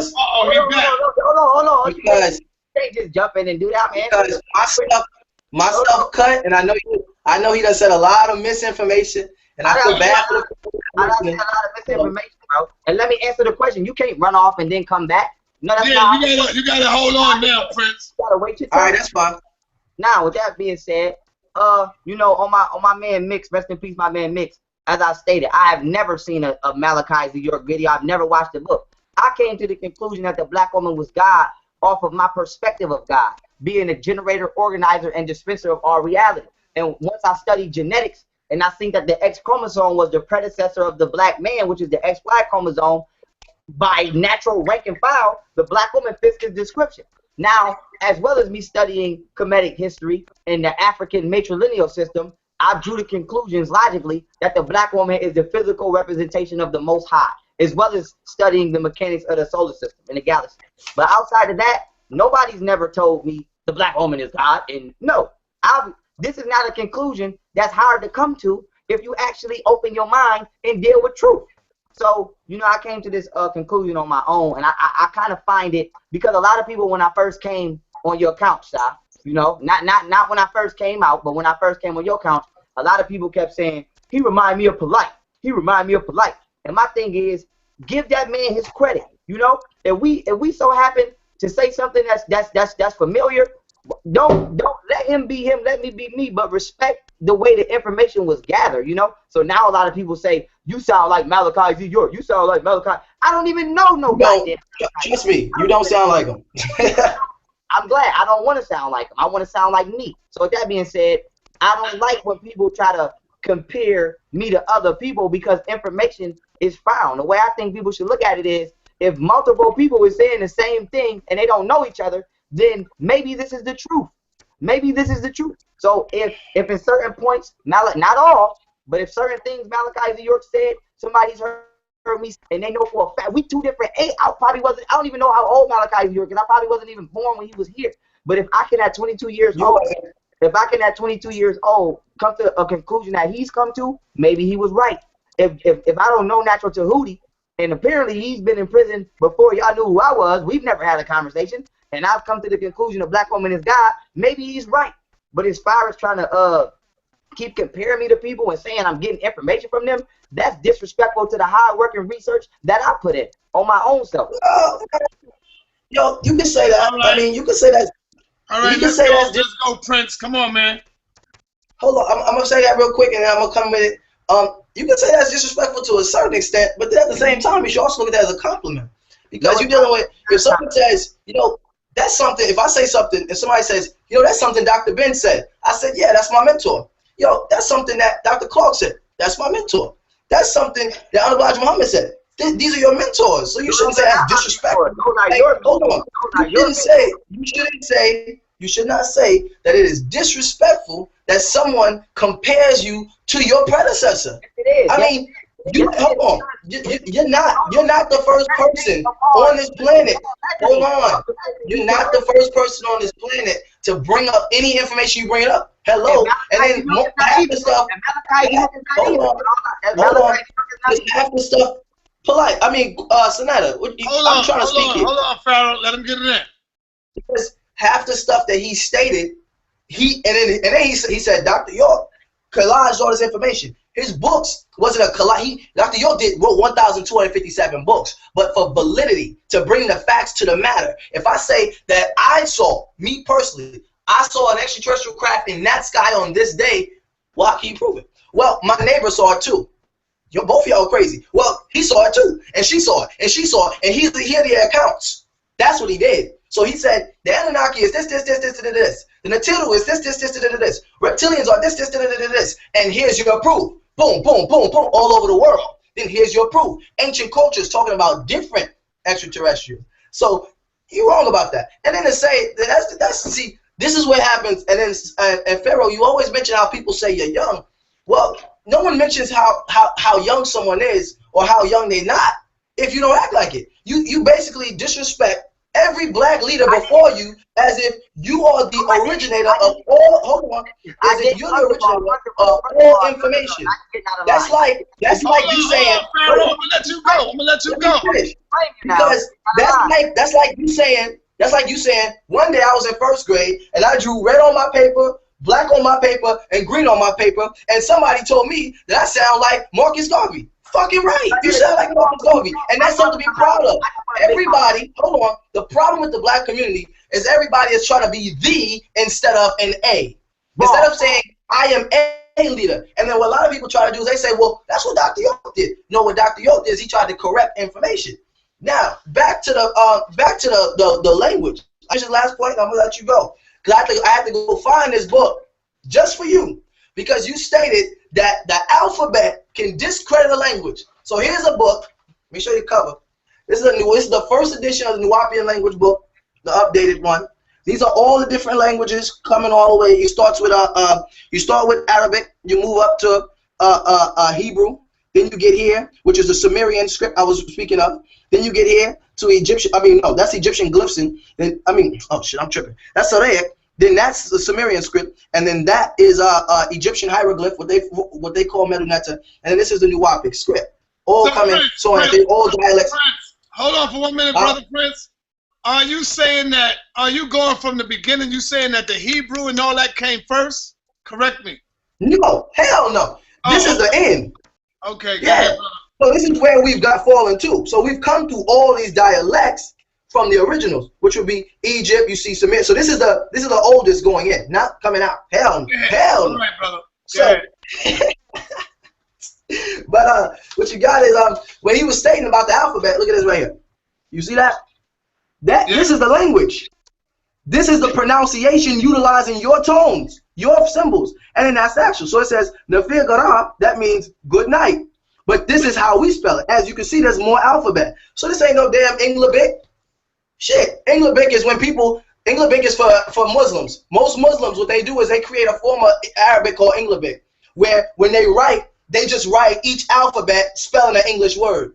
That's what English is. So they try to mix it. This ain't that. This right here, this is history right here. Now, the last thing I'm gonna state, and then I'm gonna let him come back about the extraterrestrials one more damn time, because this is a good, very bright young brother. I'm proud of him. He even came a long way. You know what I'm saying? He's doing his thing. But you have to respect your elders, man. That's one thing. My father, respect your elders always. So what happens?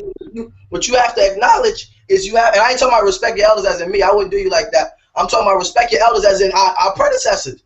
You walk into 717 Bushwick Avenue, Brooklyn, New York, the Supreme Grand Pharaoh, and you're going to see a picture of everybody, including Yahweh Ben Yahweh, Noble Drew Ali, Dr. Ben, Clarence 13. You're going to see everybody on that wall, and including my father up there. And my father didn't make his picture no bigger. He made it equal, and he didn't put himself in the middle or the front. He put himself at the end after Kylie Muhammad. So you have to respect it. You can't say everybody is saying I'm like this one. Hell yeah. Doctor, if someone say, Prince York, you know, you're a lot like your father, I say thank you. Why? Because my father built the first fucking black nation. Prince York, you a lot like Dr. Ben. I say thank you. This is one of the best Egyptologist scholars that there was.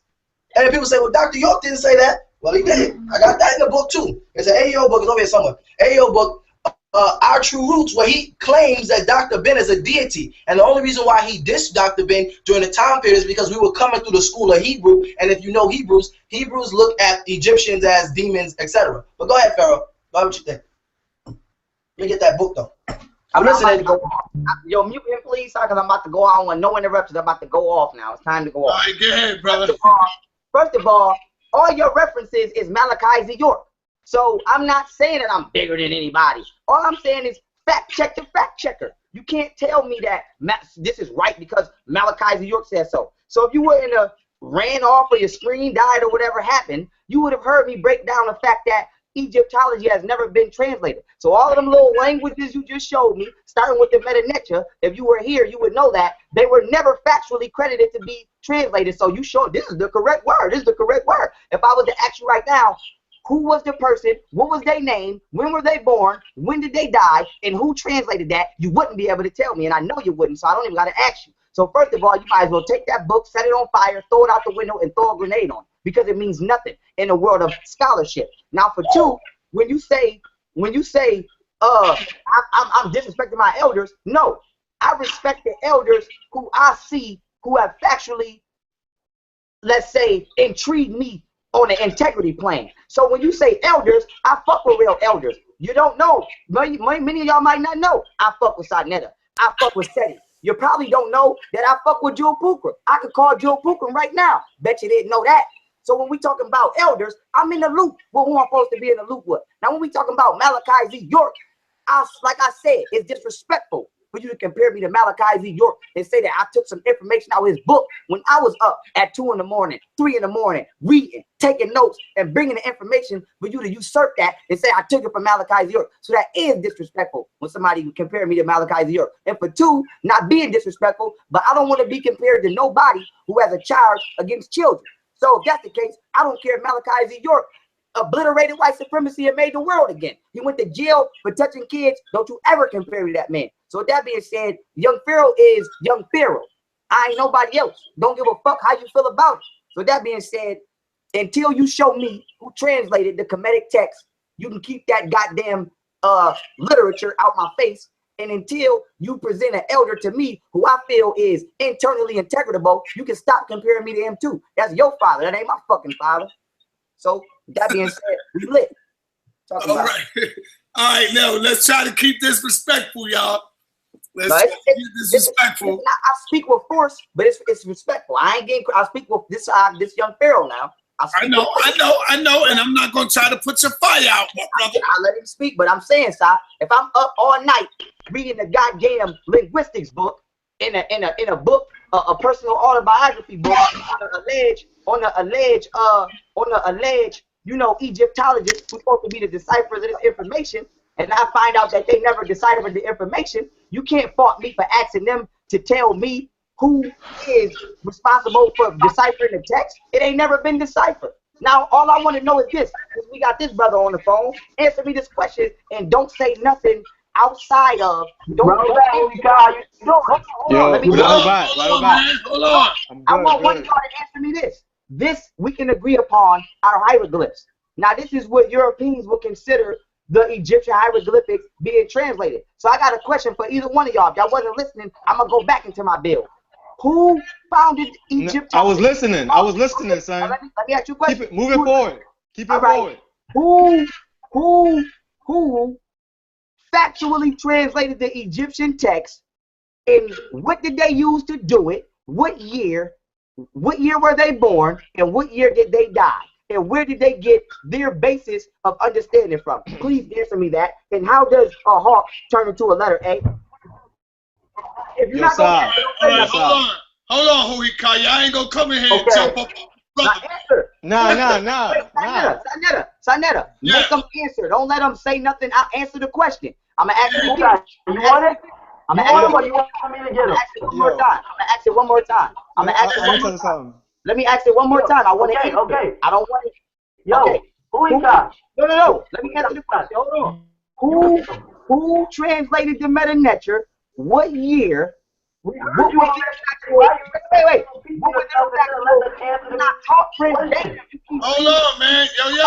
Yo, y'all gotta be quiet, man. Let me ask my question so it can be answered. Who translated this hieroglyph?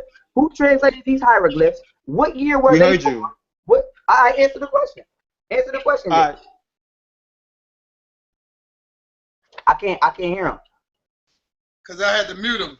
Okay. All right. So once again, before you even pop them back off, I'm asking it again because I want an answer. Don't say nothing. Don't say Malachi Z. York. Don't say nobody. I want you to tell me, according to your research, who started Egyptology? You might want to write this down. I want all these answers. Who is the founder of Egyptology or the Egyptian Exploration Society? Who is their reference? Who is their credible reference on the basis of how they found the understanding to translate the hieroglyphics? And that person, once you answer, who did they get their understanding and knowledge from? What year were they born? And who educated them to the understanding of the meaning of an ideograph? Answer the question. Come on, Huhi Kaa. Unmute yourself.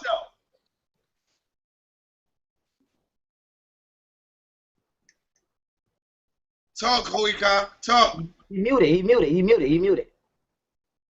Come on, man. I can't hear you, brother. Yo, could you hear me now? I got you. Let's go. All right, bet. Yo, all right, so let me build. Fuck Medunetti right now, yo. Because No, I'm gonna go on something you touched before. I'm not talking to you. First of all, pause. Answer my question. Answer my question. Yo, Si, you see this shit? Nah, I gotta mute you, Huhi Kaa. You see You that? asked the question and you ain't answered the question, You brother. can't say fuck it. You gotta answer the question. You can't say fuck that. Come on, man. That's disrespect. Answer the. We dealing with scholarship now. Hold on. How you gonna say fuck Metal Nutcha, Huhi Kaa? Come on, man. And you talking about you the new white? Look at that oak you got on your head, brother. How you gonna do that, brother? Answer the question. Are you ready to answer the question, Huhi Kaa? If you're not gonna answer the question, so I don't even want to holler. I'm gonna go like I ain't gonna listen. I want the question answered. Unmute yourself, Huhi Kaa. Let's go. Come on. Answer. I'm listening. Come on, get it right. Come on, Can I Huhi answer this Kaa. question? Can I answer it? Yo, All right, go ahead, Huhi Kaa. yo, Prince. I'm gonna give it to Prince. Let him answer it. Yeah, let him answer. Let Prince answer it because you can't. Okay, I'll tell you. Hey, I'll tell you. Hold on. He said, who is the creator or the first person of Egyptology? The first people in Egyptology would be the Egyptians. First and foremost, I hope you weren't waiting for a Caucasian answer. Oh, that's not. No, that's you wrong. Hold on. Definition of Egyptology. Hold on. The Egyptians would be the originators of Egyptology because they're the Egyptians. What do you mean? And then if you're talking about the Mesonesia, The Egyptians didn't even call themselves the Egyptians. Hold on. You want me to answer this question or you want to write it out? Hold on, Pharaoh. Let him answer it. Let him answer it, and then you can come back. All right. I said the Egyptians were the first Egyptologists. And if you're dealing with the Mesonesia language, then you're talking about the Egyptians who created the hieroglyphs. Now the Greeks and the Europeans came in and translated it. Now if you're talking about Egyptology as a modern day structure, as a modern day construct, the first person to go and study Egypt, her name was Jean Baptiste. She was the first person in 1765. And she helped draw up the map of Egypt. and she was so fascinated. But if you want to go even prior to that, you had European and Greek poets that would catch boats and go across the Mediterranean Sea during the eras of Egypt, who first wrote and scribed that Egypt was the most beautiful sight they had ever seen. If you're talking about that, right? Now keep coming. Now, Keep coming with the history. Who else? Oh yeah, another thing, one more thing. Yeah, Yo, Sai. When you stated that my brother Huhi Kaa, when you stated that he had an uncle on his head, that symbol is not an unk. That is known as an unk tweet. Now, an unk tweet. Hold on, everybody, hold on. Because now we confusing shit.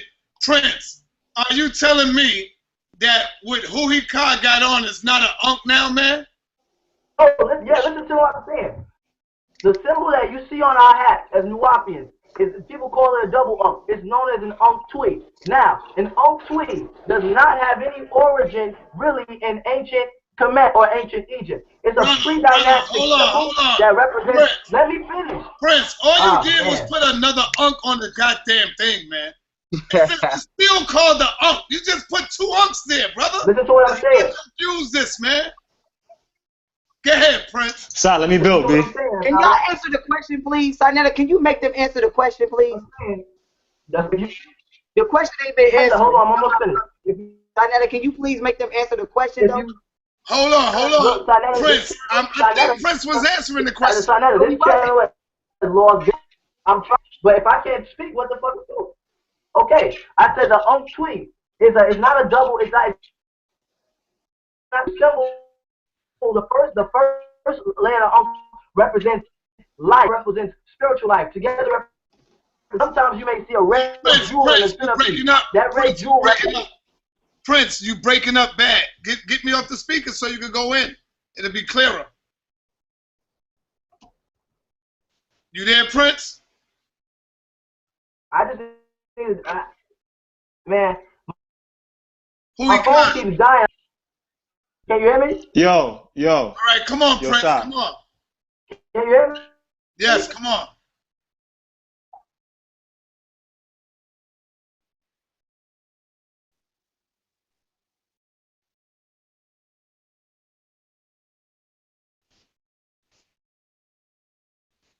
All right, Huhi Kaa, you there? Yo, could you hear me? I hear you. Let's go, Huhi Kaa. You want to answer the question or you want to move forward? Yo, since my brother Ramsey's pretty much answered the question. He didn't answer the question, bro. Pause. 1 second. Let me touch on something y'all was talking about earlier. First of all, brother. First of all, yo, pause. Calm yourself down. You're too hype. Relax yourself.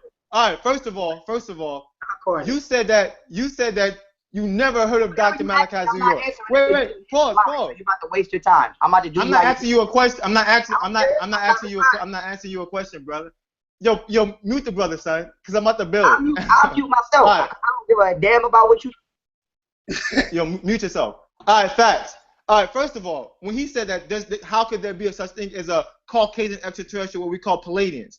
First of all, when you say that, when you use reasoning, how could there be a fucking Caucasian, right? If nature didn't allow that to be. Nature allowed that to be. Nature allowed there to be a Caucasian. So when you're talking about a Palladian being, and you talk about the evolution of what we call the Caucasian, or the version of Caucasian that we have to this day. See, that's why the brother Pharaoh hung up, bro. Because I spoke to Pharaoh. I didn't hang up. I'm right here. What you talking about? What are you talking about? I'm right here. Who hung up? Don't get the lying. Who hung up? Your man hung up. Your man who keep hanging up. So okay, I thought you hung up. Why you talking about? So let me finish building. Let me finish building. Be accredited because the person who was saying. Let me finish building. Let me finish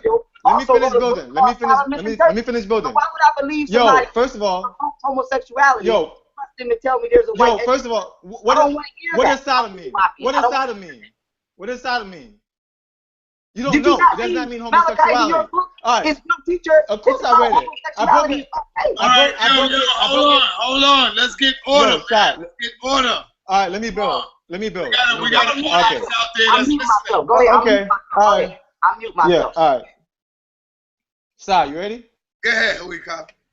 Okay. So like I said, when you use reasoning, when you look at how could nature, this is quoting Pharaoh. He said, how can nature basically create something that's unnatural? what we have to understand is that within the confines of nature, we have natural, right? And we have a mutation of natural or unnatural within the confines of nature. So when we talk about a Caucasian person is unnatural within the confines of nature. The reason why I say unnatural is because he cannot survive in the sun, correct? All right, so now when we talk about what we call Palladians, what we have to understand about, when you talk about Caucasian people, their genome is basically, it's suitable for a climate without hot weather or heat or sun. You understand what I'm saying? Caucasian people, they can live fine in cold climates. That's what you have to understand. They won't have no problem within a cold climate because the sun won't cause them to catch melanoma. So now when we talk about the Palladians from the Palladian star system, this is a particular type of extraterrestrial. See, when Pharaoh was talking about these FBI people who's a part of the government that gave reference to what we'll call extraterrestrial beings, these same government officials, they give reference to Caucasian extraterrestrials. I'll give you an example. Philip Snyder, as a geologist that worked for the U.S. government, his father works for the CIA. His father, he said, he went around the whole country lecturing about extraterrestrials. He said he named plenty of different extraterrestrials. He named the Negroid extraterrestrials, the Greys, which is the tall Greys, and the small Greys from Zeta Reticula, right, which is an actual star system. You can look that up. And then he talked about the pale skin Caucasian, the pale skin extraterrestrials, which he didn't mention as Palladians, but he referenced them as Caucasian extraterrestrials, and he showed pictures of them. You can go to Philip Snyder's documentary, and it breaks down how you talk about white extraterrestrials. So now, when you talk about Pharaoh shaking his head right now, but this is actual facts, you can look it up for yourself. I'm gonna give you the reference. Look up. Okay, he showed a picture in one of his lectures with a Caucasian man standing next to his father in a picture, bruh. I'll show you that. So you cannot dispute that. All right, bet. So let me finish going. Let me finish going. So right there, when you say that nature does not create nothing unnatural, nature created the Caucasian man. The Caucasian man is within the confines of nature. This is an actual fact. So when we understand that we have multiverses. Right now we're in the universe. There's multiverses, right? There's plenty of universes within this system of the all, what we call the all. So there's different variations of types of extraterrestrials. The Palladian is one type of extraterrestrial. When you talk about the gray or the reptilian, even the reptilian, we talk about being unnatural within nature. Reptilians cannot be out in the sun during the daytime. The Dogons broke this down. If you go down to the Dogon doctrine, the Dogon, when we talk about the Namos, they said the Namos will only come out at nighttime. So when we talk about the Caucasian man, the Caucasians are variation or destructive variations within nature, bro. Time out. Wait, let me finish. Hold on, brother. First of all, I want to say to you, my brother, congratulations to you. Your wife just had a daughter or a son? My daughter will be here soon. All right, like a couple days, any day now. My young brother right here, Huhi Kaa. You long-winded, man. Appreciate that. I mean, yo, listen. You be coming longer than Red Pill and saying Kofa, brother. You long-winded too, man. I want to let Pharaoh come in. Yeah. No, he can. You got to be disciplined. He can. I know. Yeah, let me finish up. Right after Pharaoh go, then you can come back. That's how we're going to keep it going. So let's go, Pharaoh. All right, I'm about to body you real fast because I write down notes. I wrote down everything you said. But one, you try to say nature will create a white person is a natural creation of nature. Now I'm finna use nature to body you. For one, we're gonna go. Try your best. We're gonna go with the white lab rat. Now, whatchamacallit? The white lab rat. Let's see. The white lab rat is not a natural animal, right? The white lab rat is a genetically engineered animal predicated from the black lab rat in order to be experimented on. So for one, we have evidence that there's a white being on the planet that was not created by nature. Now for two, don't try to say polar bears because it's already been scientifically proven that polar bears are actually black. Now for three, you have a tree called the red rosewood tree, which is an unnatural leaf, an unnatural tree, and it's white, and it has no melanin. It has no chlorophyll. And the way that this tree survives is it acts like a parasite on neighboring trees. So now when we go to the European, when you try to say the European is a natural manifestation of the cosmos and it can live in the cold, let me bust you down real fast. For one, Try your best. For one, you have black African descendants in Alaska who are still melanated, but not just that, their genetic structure is still 100% human, and it is void of Neanderthal characteristics. Now with the European, even if this was true, that an African went to the cold and lost their pigmentation, you have to. I didn't say that. I'm not saying that. I'm breaking down how nature creates, because if you knew it, you would have said it. Now, when we're dealing with nature and how it creates biological constructs that we call human beings, when you're dealing with the Caucasian, even if the Caucasian was created by nature through the evolution theory, you still have to tell me how being outside. I didn't say that either. I'm saying that because you're saying that Caucasian is a part of nature. So let me explain how nature. I'm gonna educate you. I'm gonna educate you. Keep going. For 2 seconds. Now, with that being said, even if an African did go to the cold, how did we go from a human skeletal system to a Neanderthal skeletal system? How did we go from 100% human being to 94% human, 96% human being, and 4% Neanderthal? How did being outside of the sun cause the liquid melanin in the third ventricle of our brain to become completely void of its liquidation? How did 85% of Africans develop a calcified pineal gland and become a Caucasian? How did being in the cold take us from a negative blood type to an Rh positive blood type? How did all of this happen from being outside the cold? Nature didn't do that. Now, how do we prove that? You have something that's called hemolytic disease. And what hemolytic disease is, in case you don't know, is when an Rh negative person and an Rh positive person has a baby, the immune system of the mother that's Rh negative automatically tries to kill the baby. Now, why am I bringing this up? Because if nature created the Caucasian race, they would have never been able to reproduce, because naturally the hemolytic disease would have eradicated their whole race every time they tried to have sex. So nature has nothing to do with the origins of a Caucasian. So try that shit with somebody else. Y'all don't know what y'all talking about. You still haven't answered my question. Ain't no goddamn white alien. No, I'm not. Okay. No, I'm not. No, I'm not. Okay. Ain't no goddamn white alien. That long win. I don't care if Malachi the York said it's a white race of extraterrestrials, because even if it is, I want you to show me, do the Pleiadians have liquid neuromelanin in the third ventricle of their brain? Do the Pleiadians have calcified pineal glands? Are the Pleiadians human, or are they Neanderthal in their genetic chromosome? Okay. Where's the polypeptide, Okay. their DNA? Yo, let me reply. No. So with that being said, don't come on here trying that. Ain't nobody going for that. Y'all had y'all time to speak, and now I'm going off. So you still haven't showed me any genetic origins of the people. I'm trying to show you. I'm trying to show you right now. You gotta wait, because you keep leaving and coming back. You can't do that, bro. So with that being said, only thing y'all have showed me is what somebody else have told you. You have still not told me how the linguistic origins of wu-nuwaupu was translated from the Meta Nature, and you have still not shown me genetically the origin of Caucasian. Don't tell me that nature produces a white man, and don't tell me how it produced it. And so with that being said, before you get unmuted, time out. Before you get unmuted, Huhi Kaa, I want you to tell me, how does being outside of the sun cause you to lose 4% of your human substance to a Neanderthal? I want you to tell me, how does being outside the sun drain all the neuromelanin out of the third ventricle of your brain? I want you to tell me, how does being out of the sun cause 85% of your race to be have calcified pineal glands? I also want you to tell me, how does the melanocytes within the epidermis layer of the skin become void of machinery in order to produce tyrosine? And I also want you to tell me, how does being away from your race genetically take you apart from your race? Meaning, how is Africans not connected to Caucasians genetically? So explain this to me, because if you can't explain this, that means nature did not create the white race. So go ahead. Time. Now, hold on. Now, which one of y'all would like to explain it? I'm taking it. I'm taking it. Tell me how. I'm taking it. Let's go, Prince. Let's go. Check this out, man, because I done said this. See, China, this is what I told you. I said I can't do discussions with children because they don't listen. This entire time I've been telling him. I'm gonna warn you, like I warn everybody. If you start saying slick shit, I'm gonna hurt your feelings. So I'm warning you now. You don't know who you want to phone with. I will make you want to fight. Pharaoh, set that shit up, nigga. Shut up. Don't do that. Shut up, yo. Don't do that. Set that shit up. Yo, shut up, I'm yo. gonna start talking about how Malachi York like them kids, and you don't want to. So okay. Yeah, but here we go. Sinetta, can I speak? What are we doing? All right, hold on, y'all. All right, let's get order. I'm telling you, Sinetta. You're dealing with scholarship. Don't do it, because I'm gonna hurt your feelings. All right, let's go, Prince.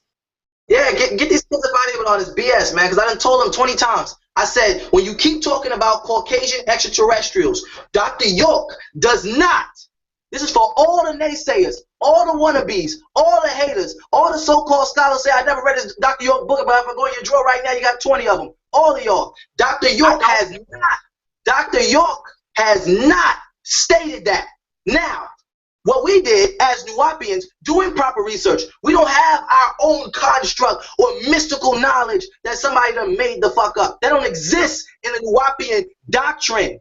When you talk about Palladians, and you talk about the star constellation Pallades, we deal with the facts. No matter what the fuck you say, there's people on the planet Earth that are not Nuwaupian, do not know who Dr. York is, that have given complete record consistently. There's people who claim, you know what? I know what you need. You need the white man to say it. Go to the History Channel. I agree that extraterrestrials exist.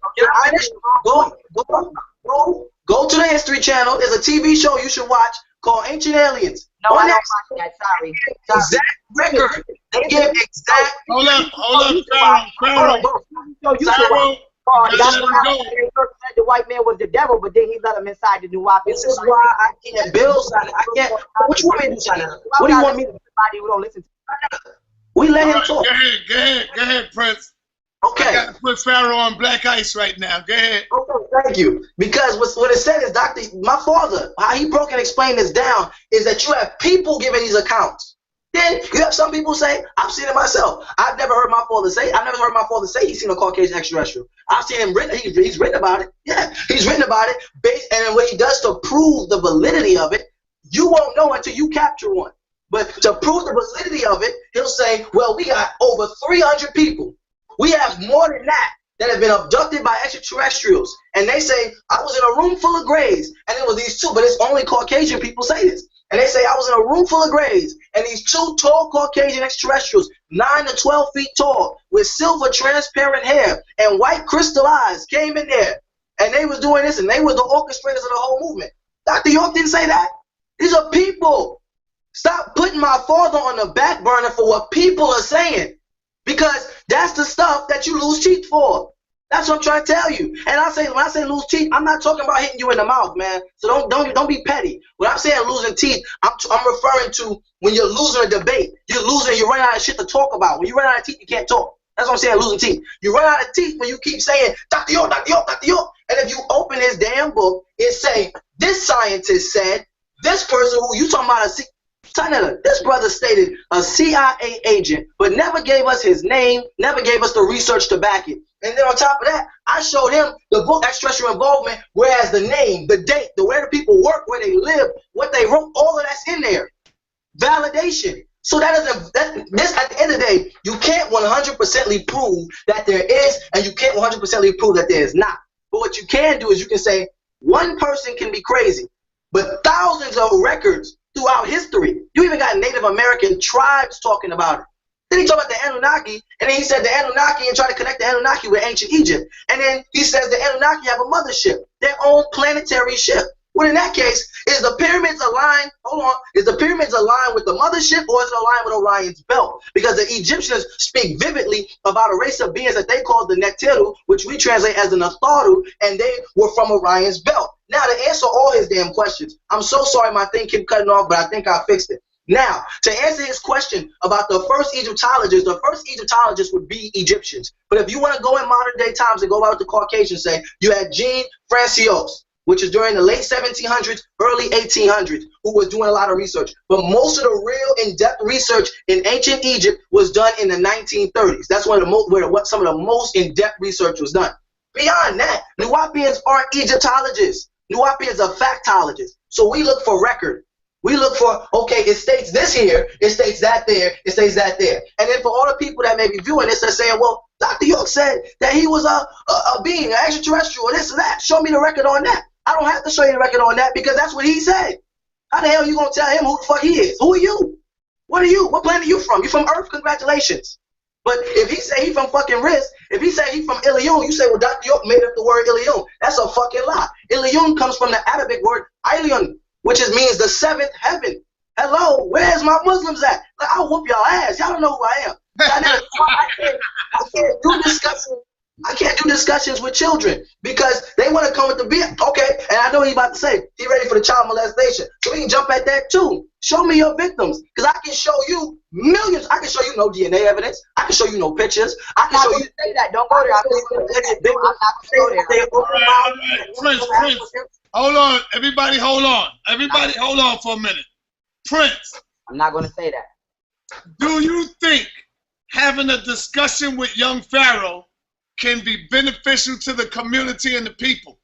I'm talking about a public forum with slides. Do you think having a public discussion with young Pharaoh in front of the audience can be beneficial to the people?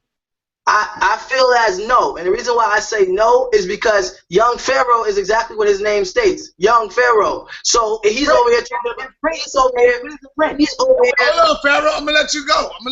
Go ahead, Prince. He's over here talking about he's over here talking about Semitic language. He's over here talking about Nuwaupu. He's over here talking about Egypt. But then his name is Pharaoh, not even knowing what the Egyptian word for Pharaoh. What's the Egyptian word for Pharaoh?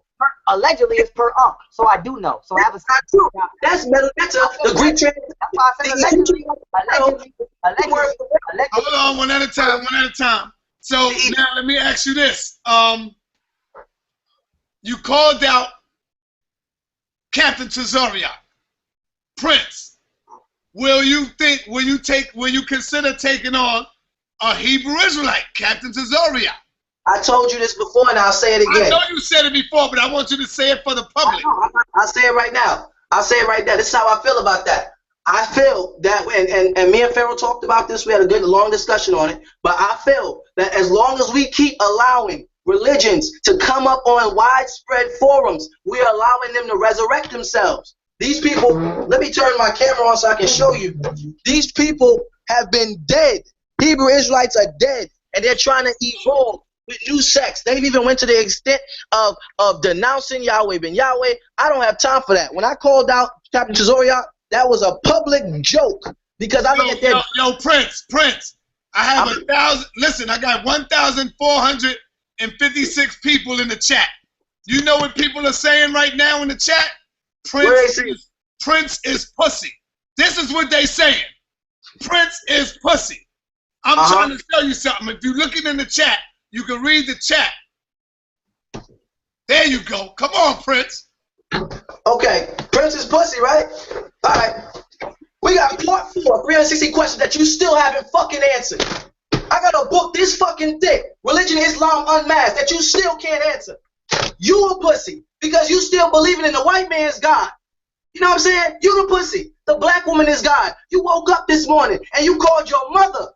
And then you turn around and fall to your knees and pray to some Sumerian construct. Turn to some demonic extraterrestrial, if you want to go there with it. Or turn to some mythological creature that you can't see, that you can't hear. And if you say you see him and you heard him, it's because the Caucasian race has taught you. I'm going to call you back, Jedediah. It's because the Caucasian race has taught you. The Caucasian race taught you that anytime you have a spiritual encounter, that it is the El Elo, Yahweh, Allah subhanahu wa ta'ala. It is God, Yahweh, and that is false.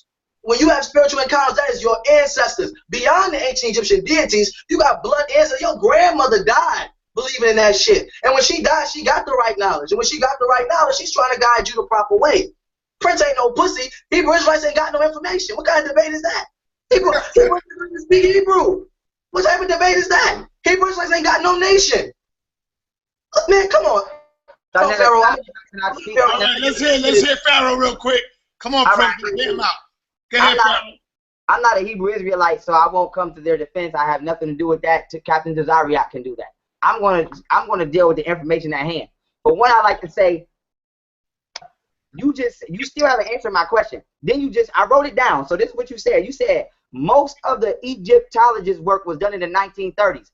This may be Bob. Let me go. Yet this may be true, but yet it was already alleged to have been deciphered in 1822. So now that being said, most of the elite Egyptologists' works, allegedly according to you, was done over a century later than their alleged discovery. So you still haven't told me what about let me go, bro. You still haven't told me. You still haven't told me who was the founder of this alleged translation. So just like you just told the Hebrew Israelites, the white man taught them. The white man taught you how to speak Nuwaupu. Because until you show me, let me go. I'll let you go. Come on, bro. Come on, you out. But please explain that how. You're not explaining how. I got you. So I'm finna tell you how. You just listen. Just listen. You acting like a child. You acting like a prince. Just listen. You acting like your name. Just chill. Be water, my friend. Now, with that being said,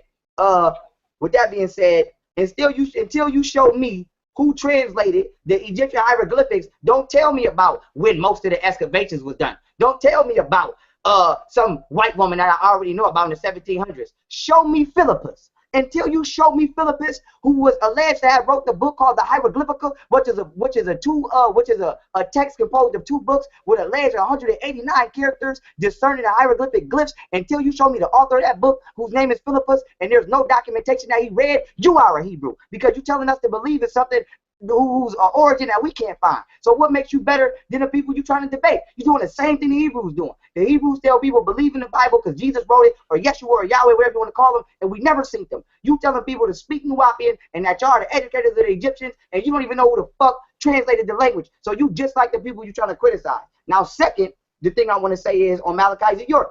You just said out your mouth, and you can rewind the tape.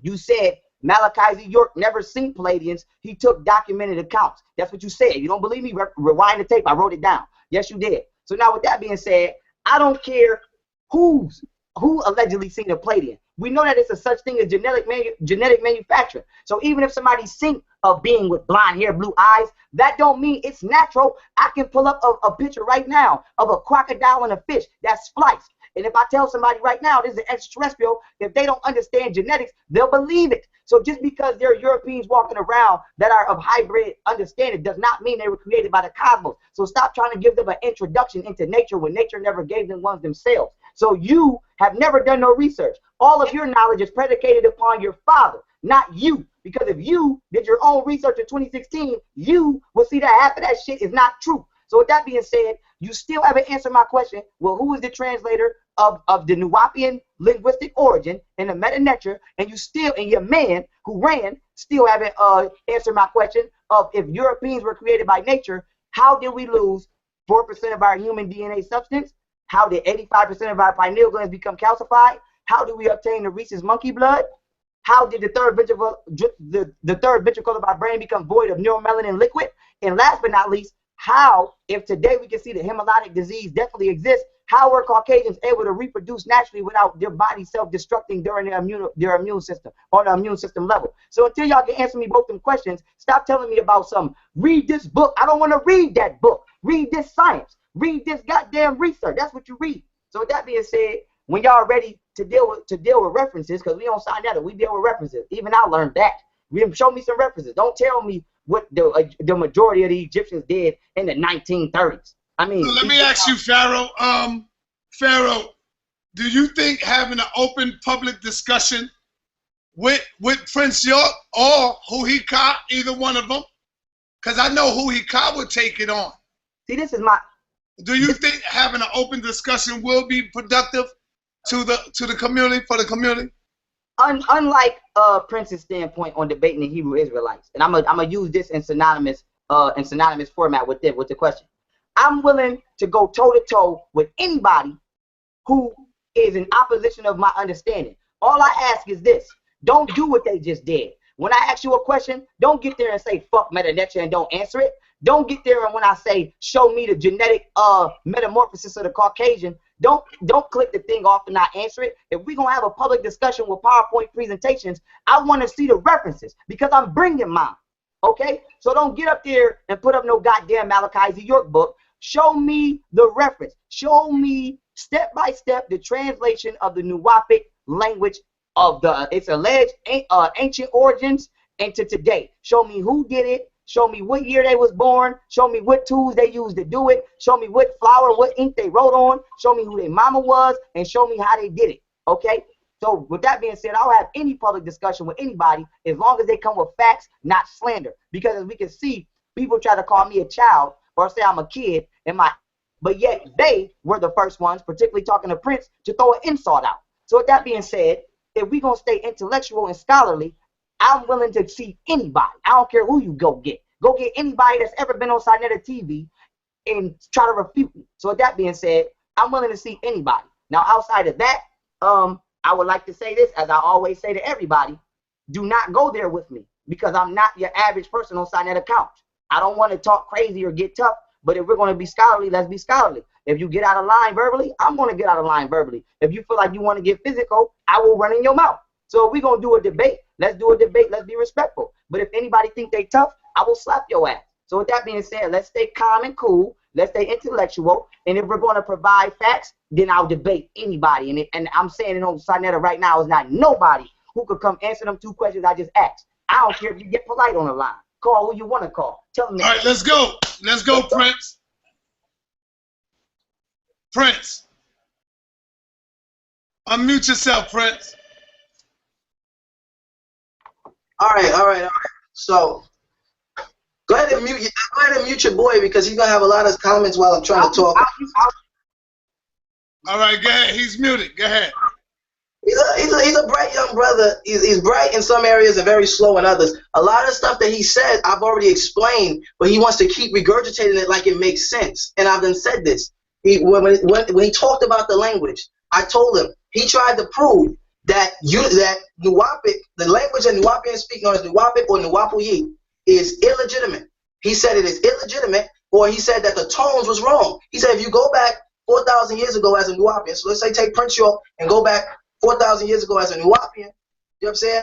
And I start speaking in Nuwaupic, he said no one would know what I'm saying. That's not true. If we go back 4,000 years right now, me and you sign that, and everybody that's coming, and let's say one person says horoscope, everybody who's listening, that is the Egyptian, would assume that you said Horus because of the tone, not the spelling. This is why you're able to type. When you're on Instagram, Twitter, and Facebook, and you type Horus and you type H-O-U-R, you know what I'm saying? You go, you know what I'm saying? You spell the whole Horus out, or Haru, you go, I'm used to spelling it, I was used to spelling it in Nuwaupic, so H-A-R, you know what I'm saying? You go Haru, H-A-R-U. You go through all of those different terminologies. When you're doing that, all you're doing it is putting it in the symbolism in which you can recognize so you can pronounce it properly.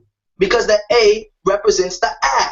So if you're going har, and you know you in English you put an A and an R together, that's R. Put an H, har. But if I say har, right now I'm not speaking English. Haru, that's Esmeruneta.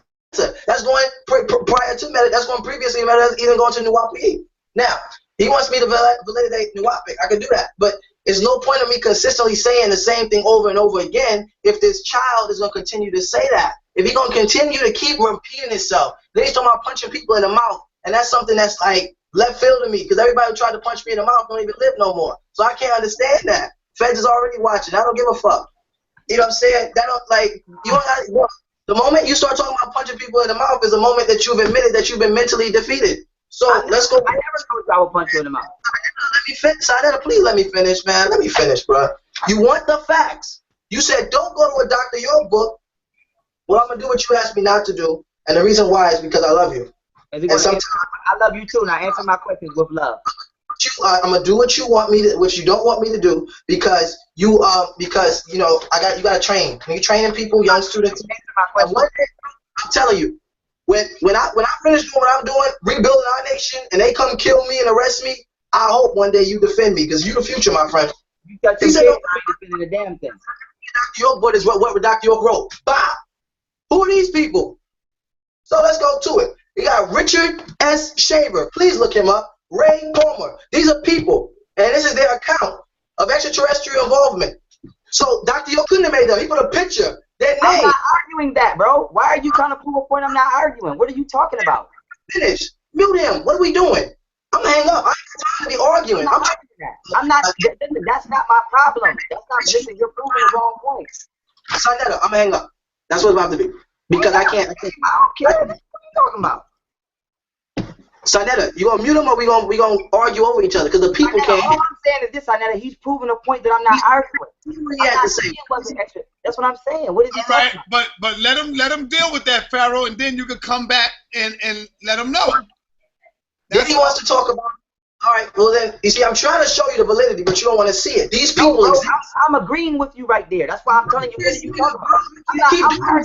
Sinetta, what are you doing? Sinetta, what are you doing? Let me tell you what my problem is. It's not the validity of extraterrestrials, bro. That's not my problem. My problem is who translated the Meta Netia into modern day language so that I can find out where is the origin of where your alleged tongue comes from. Why are you talking about aliens in reference? I'm not talking about them. And okay, and this is a problem. This is the problem right here. You keep saying I'm looking to try to find. That's why I'm like, Justin, your question. Let him talk, Pharaoh. Don't cut him off. Because your question is null and void. Because you're saying who translated? Because I'm trying to find the origin of your language, and I've already explained previously. The Nuwaupic language, wu-nuwaupu, predates that of Egypt, and I proved it to you prior to. And let me get the pictures so everybody can see. So blow my picture up if y'all need to. Because this is ridiculous. Like, we shouldn't even have to have this. You know what's going on here? You know what I'm saying? This is ridiculous. So this right here is a picture of the emerald tablets inscribed by Tahuti, the originals. That's a more better picture. And then this is the Nuwaupian. Oh shit. Hold on. Okay. And this is the Nuwaupian script. Exact same symbols, same language, exact same language. They say, well, in that case, why did Dr. York continuously update his language throughout the years? Well, when we were coming from the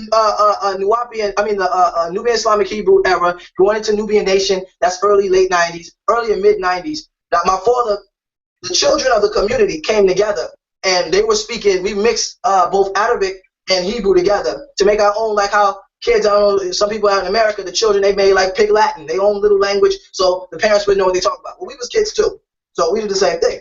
And we mixed Arabic and Hebrew since we learned at the same time. Well, my father saw it. He said, that is impressive. The children are making their own language. So we put out Nubic, our own language. And we gave that credit to the children. We said the children are making their own language. Then my father said, you know what? We're going to improve that. So he went through and improved it. And you had the Nuwaupic script. But after that, he said, okay, well, now it's time to get in touch with who we are. Because then we start becoming Nuwaupians. So as we move forward, the language changed, and we put Nubic behind us because that was really a religious language, a mixture between Ashuric and Saraic and Aramic. So when we did that, in Arabic, Nuwaupu came to existence. And that wasn't a creation. My father edited it and fixed it and made it more modern because the language was so ancient. The Emerald Tablets, if you look it up, the Emerald Tablets are going back 50 to 75,000 years old, carbon dated. And even before that, that was a legitimate language. Even people to this day have, people have been shown, proof, and they show the same exact language, the same exact script, which is found, and they call it Sabian script. They have it again called Sub-Saharan script. They have it again called Ethiopian script. These different scripts are all the same, but different dialects from the original. And most of them predate ancient Egypt, but we know for a fact that the Emerald Tablets predate ancient Egypt by 75,000 years. You was talking about 2,000 years. So Medu Neter is null and void in that aspect. I'm not attacking the Egyptologists, no. I'm saying this is what we speak. I'm not promoting for black people worldwide to speak Nuwaupic. I don't give a fuck. I'm not religious, so I have no obligation to save your soul. I choose to because my personal love to my people, my personal love to say, okay, well, let me teach you this, this, and this if you ask me a question. But you ain't going to catch me on 125th propagating and selling books. I don't do that no more because we got who we need as Nuwaupians. I know our numbers as a nation is very well equipped. The finance that we have been generating over years is very well equipped. Even me personally, my personal finance is my nation's finance because everything I do is for them. The tour I'm going on right now, all the finances is going to us because we're about to start building again. Everything you talk about is null and void. You're trying to show validity of ancient Egypt and all this other stuff, and you can't even prove to me. I'm gonna do you how you did me. That's what you did to me Sunday. You said you can't prove to me genealogy, and that's when we got off the phone. And you said genetically, how can you prove that Nuwaupians are Egyptians or prior to?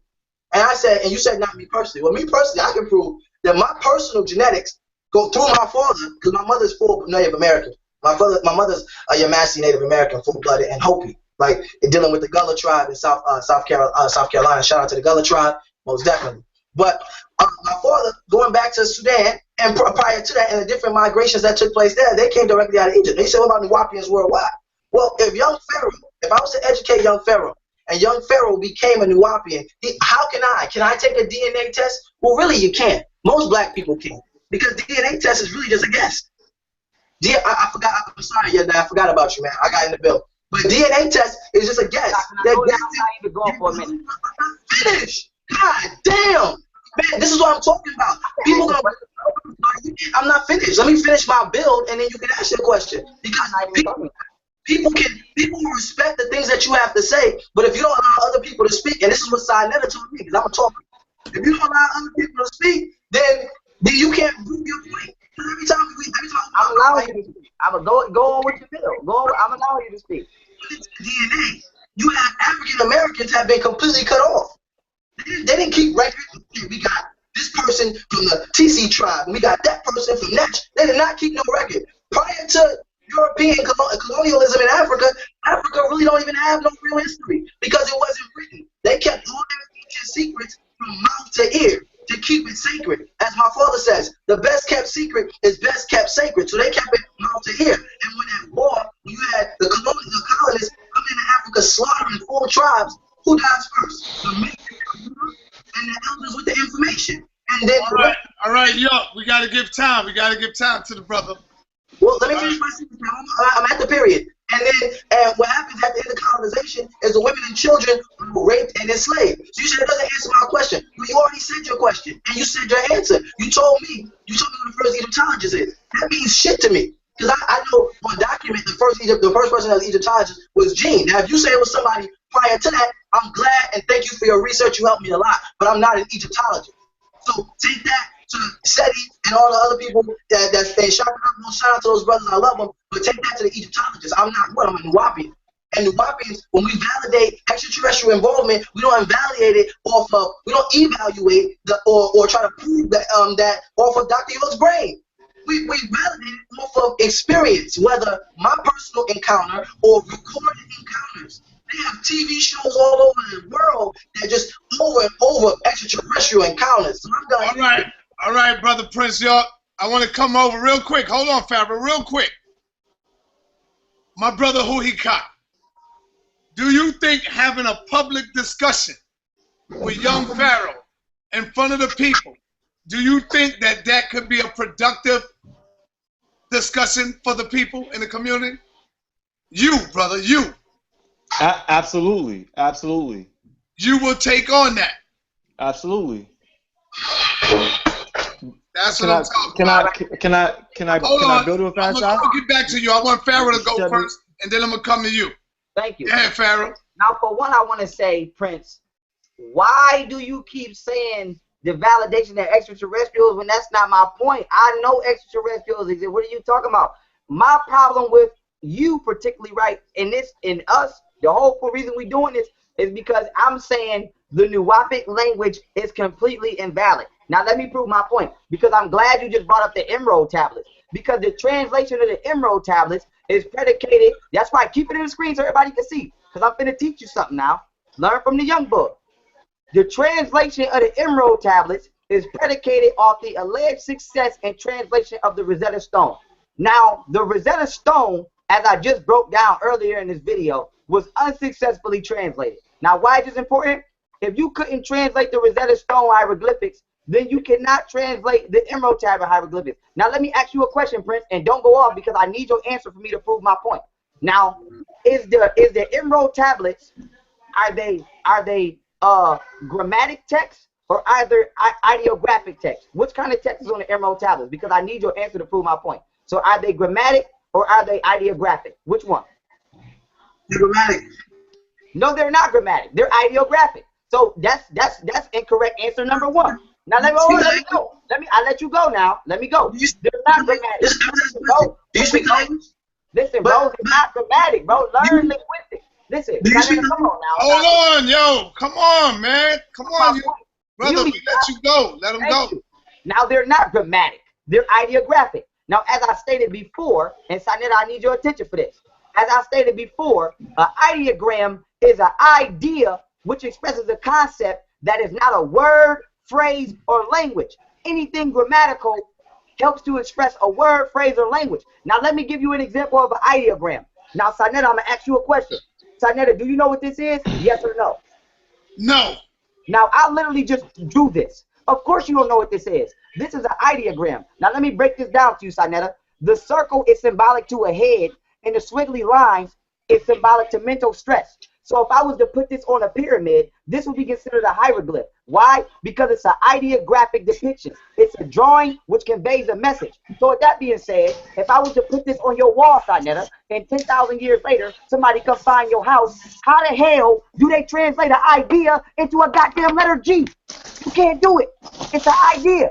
So there's no way they fucking depicted the emerald text because it's nothing more than ideographic ideas. It's not grammatical. So now with that being said, I'll let you go. Let me go. I'll let you go. Let me go. With that being said, there's no way you took an idea and turned it into a goddamn letter. And then even if you did, it's already been proven that 14 out of 29 of the letters that they used was incorrect. So that means at least 45 to 50% of what you go by is incorrect. So either they didn't do it, yes it is true, bro. You just said, let me go, I'll let you go, bro. You just said, and then you just said, you're not an Egyptologist, but yet you predicate yourselves and root yourselves linguistically in Egypt. So I think that is invalid for you to even be using this and not have some sort of Egyptologist credible reference and understanding in your background. So with that being said, an idea, a concept. Here, the circle is the head, the squiggly lines is symbolic to mental stress. This is an ideograph. Just like I broke down earlier in this video, the hawk. Matter of fact, where's my thing? These are ideographs. The hawk represents weathering the storm and being precise. You cannot take an idea and turn it into a vocabulary, grammatic piece of language. So with that being said, once again, I'm asking y'all to show me how was this done, who did this, what year were they born, and what method did they use to conceptualize the idea of somebody they never met. So now you're going to tell me that the white man knew what was in the head of the African Egyptian who wrote this on the wall. Because when I just asked Sinetta, what does this mean? Sinetta said he didn't know. So that means if I'm a European and I find some shit that's 75,000 years old and I look at the picture, guess what I'm going to do? I'm not going to know either. So how did you translate this into a letter? You can't prove it. So I don't know why you keep talking about extraterrestrial. We're not talking about that. My thing is show me the linguistic professor or scientist, whatever you want to call them, scholar, who translated these ideograms, who did it successfully, was accredited for doing it successfully, and how does that today help you manifest in the Nuwaupuan language? That's what I want to know. I ain't talking about no extraterrestrial, because until you could do that, there's no such thing as Nuwaupuan. The Egyptians do not know what Nuwaupuan is. They did not speak Nuwaupuan, and you don't either. You just believe you do. So you're under your own spell, and you need to come up out of that. All right, I want everybody quiet. Let's hear Huhi Kaa, and then we're going to wind this down. Let's go, Huhi Kaa. Unmute yourself. All right. God damn, this nigga talk a lot. I got you, brother. So hear me out. What the brother just did, because I'm gonna answer his question. This is how that question is supposed to be answered. He said, you know, when it comes to the language aspect of Nuwaupu, what we have to understand is that people are deciphering Meduneter. Dr. was one of those people. He's a linguist. Me or Ramses, we're not specialists in Nuwaupic. You understand what I'm saying? So if you used to get a Nuwaupic, wait, let me finish. Yo, pause. Let me finish. Hold on, Pharaoh. Pharaoh, be quiet, son. All right. So me or Ramses. Yo, be quiet. All right. No, I was. Come on, y'all. Don't do that. All right. Respect. Do not try. Yeah, you better respect. Yeah, respect. All right, respect. For the sake of Sinetta. All right. But so me or Ramses is not linguist. But what the brother Pharaoh tried to do is he understand he can't stand up against the Nuwaupian. So he tried to switch the conversation. The conversation started off with genetics, right? And started off with extraterrestrials, right? So now I'm gonna respond to what I was gonna respond to before Sinetta took me off. You brought the polar bear. I'm glad you did. Because according to nature, nature shows how nature creates defects within nature. So when you talk about unnatural, I'm going to call that defects within nature, which we'll call albinism. If you talk about the polar bear, what created the polar bear? The polar bear or the brown bear was not native to what we'll call Alaska or the poles, right? The North Pole. It migrated there. So over time, something in that bear's DNA in the embryo of the child, I'm going to give you a reference too. Neil deGrasse Tyson broke this down. Neil deGrasse Tyson. He broke this down within the bear's, in the embryo of that bear, there was a change within a DNA or mutation. The mutation happened so that polar bear could survive in a cold climate. So what is that, Pharaoh? That's literally right there. That's a defect within nature, just like albinism, creating a non-melanated being to survive in that climate. So with that polar bear being in a cold climate, let me finish. With that polar bear being in a cold climate, lacking melanin, it can hunt better, right? It can hunt better. It can survive better. It can hide better. It can maneuver better within that climate. So now I'm gonna touch on every topic. That's the first point that you talked about when it comes to genetic. You tried to use an example, but you didn't know what you was talking about. No, all right, so now we can. Let me finish. Okay, now when we go to what we will call Caucasian people, and your video was Sinetta, when it said the Bible is based off of astrology. No, brother, you're wrong. A portion of the Bible is based off of astrology. You have to understand that the Bible is a Masonic book. So when we talk about the European evolution or genetic reconstruction within the Bible, there's points in that Bible where you could take and you could take it to history, you could take it to astrology, and you could take it to mythology and straight bullshit. But when we talk about the evolution of the Caucasian man, all Caucasian people are not the same genetically, and all black people are not the same genetically. I will give you a fact and I'll give you a reference. If you go to Zimbabwe have a people called the Badama people. Badama people have 3 toes, right? 3 toes. And this is in a book that Prince Ramsey was talking about. This is actually an extraterrestrials in creation. When you talk about the Badama people in Zimbabwe, they have 3 toes. They said the reason why they had 3 toes is because beings came from the skies and crashed within Zimbabwe or wherever their tribe was, and they made it with them. And for that sole reason, the Badama people will not have sex outside of their tribe. Family, y'all can go look that up right now. It's called the Badama people in Zimbabwe. They have 3 toes. So now when we talk about Badama people in Zimbabwe, I'm showing you that not all black people have the same genetics, because there was extraterrestrial species mixing with different type of black people. You have different evolutionary process. You have the pygmies, which you still have today. We've looked about the small pygmies. The small pygmies, you still have some pygmies that did not mix out, who do not grow hair. They still have tight ether 9 hair. So now we talk about different variations of human beings. You have different extraterrestrial encounters or influence, right? So now we talk about Caucasians, it's the same thing. One evolution of Caucasians from the Cro-Magnon. When you talk about the caveman, the Cro-Magnon, you have that species of Caucasian. You also hold on for 1 minute, Huhi Kaa. Hold on for 1 minute. I'm gonna wrap it up. I'm gonna let you go. Hold on. I'm gonna wrap it up. I want to ask you this because I gotta go. I gotta go. I'm almost done, Si. All right, but so hold on. Did these alien people create themselves, and do they have a God? Okay, let me answer that. All right, so when we talk about God, right, I'm going to use the same sense of a mother and father. God does not exist, right? That whole concept is shot. There's no such thing as a God. When we talk about God, we talk about a genetic creation or a genetic offspring. So do they have parents? Yes, they do. When Prince Ramses, he brought the Sumerian tablets. Did they create themselves? No, they did not create themselves. Natural nature created them. Natural nature.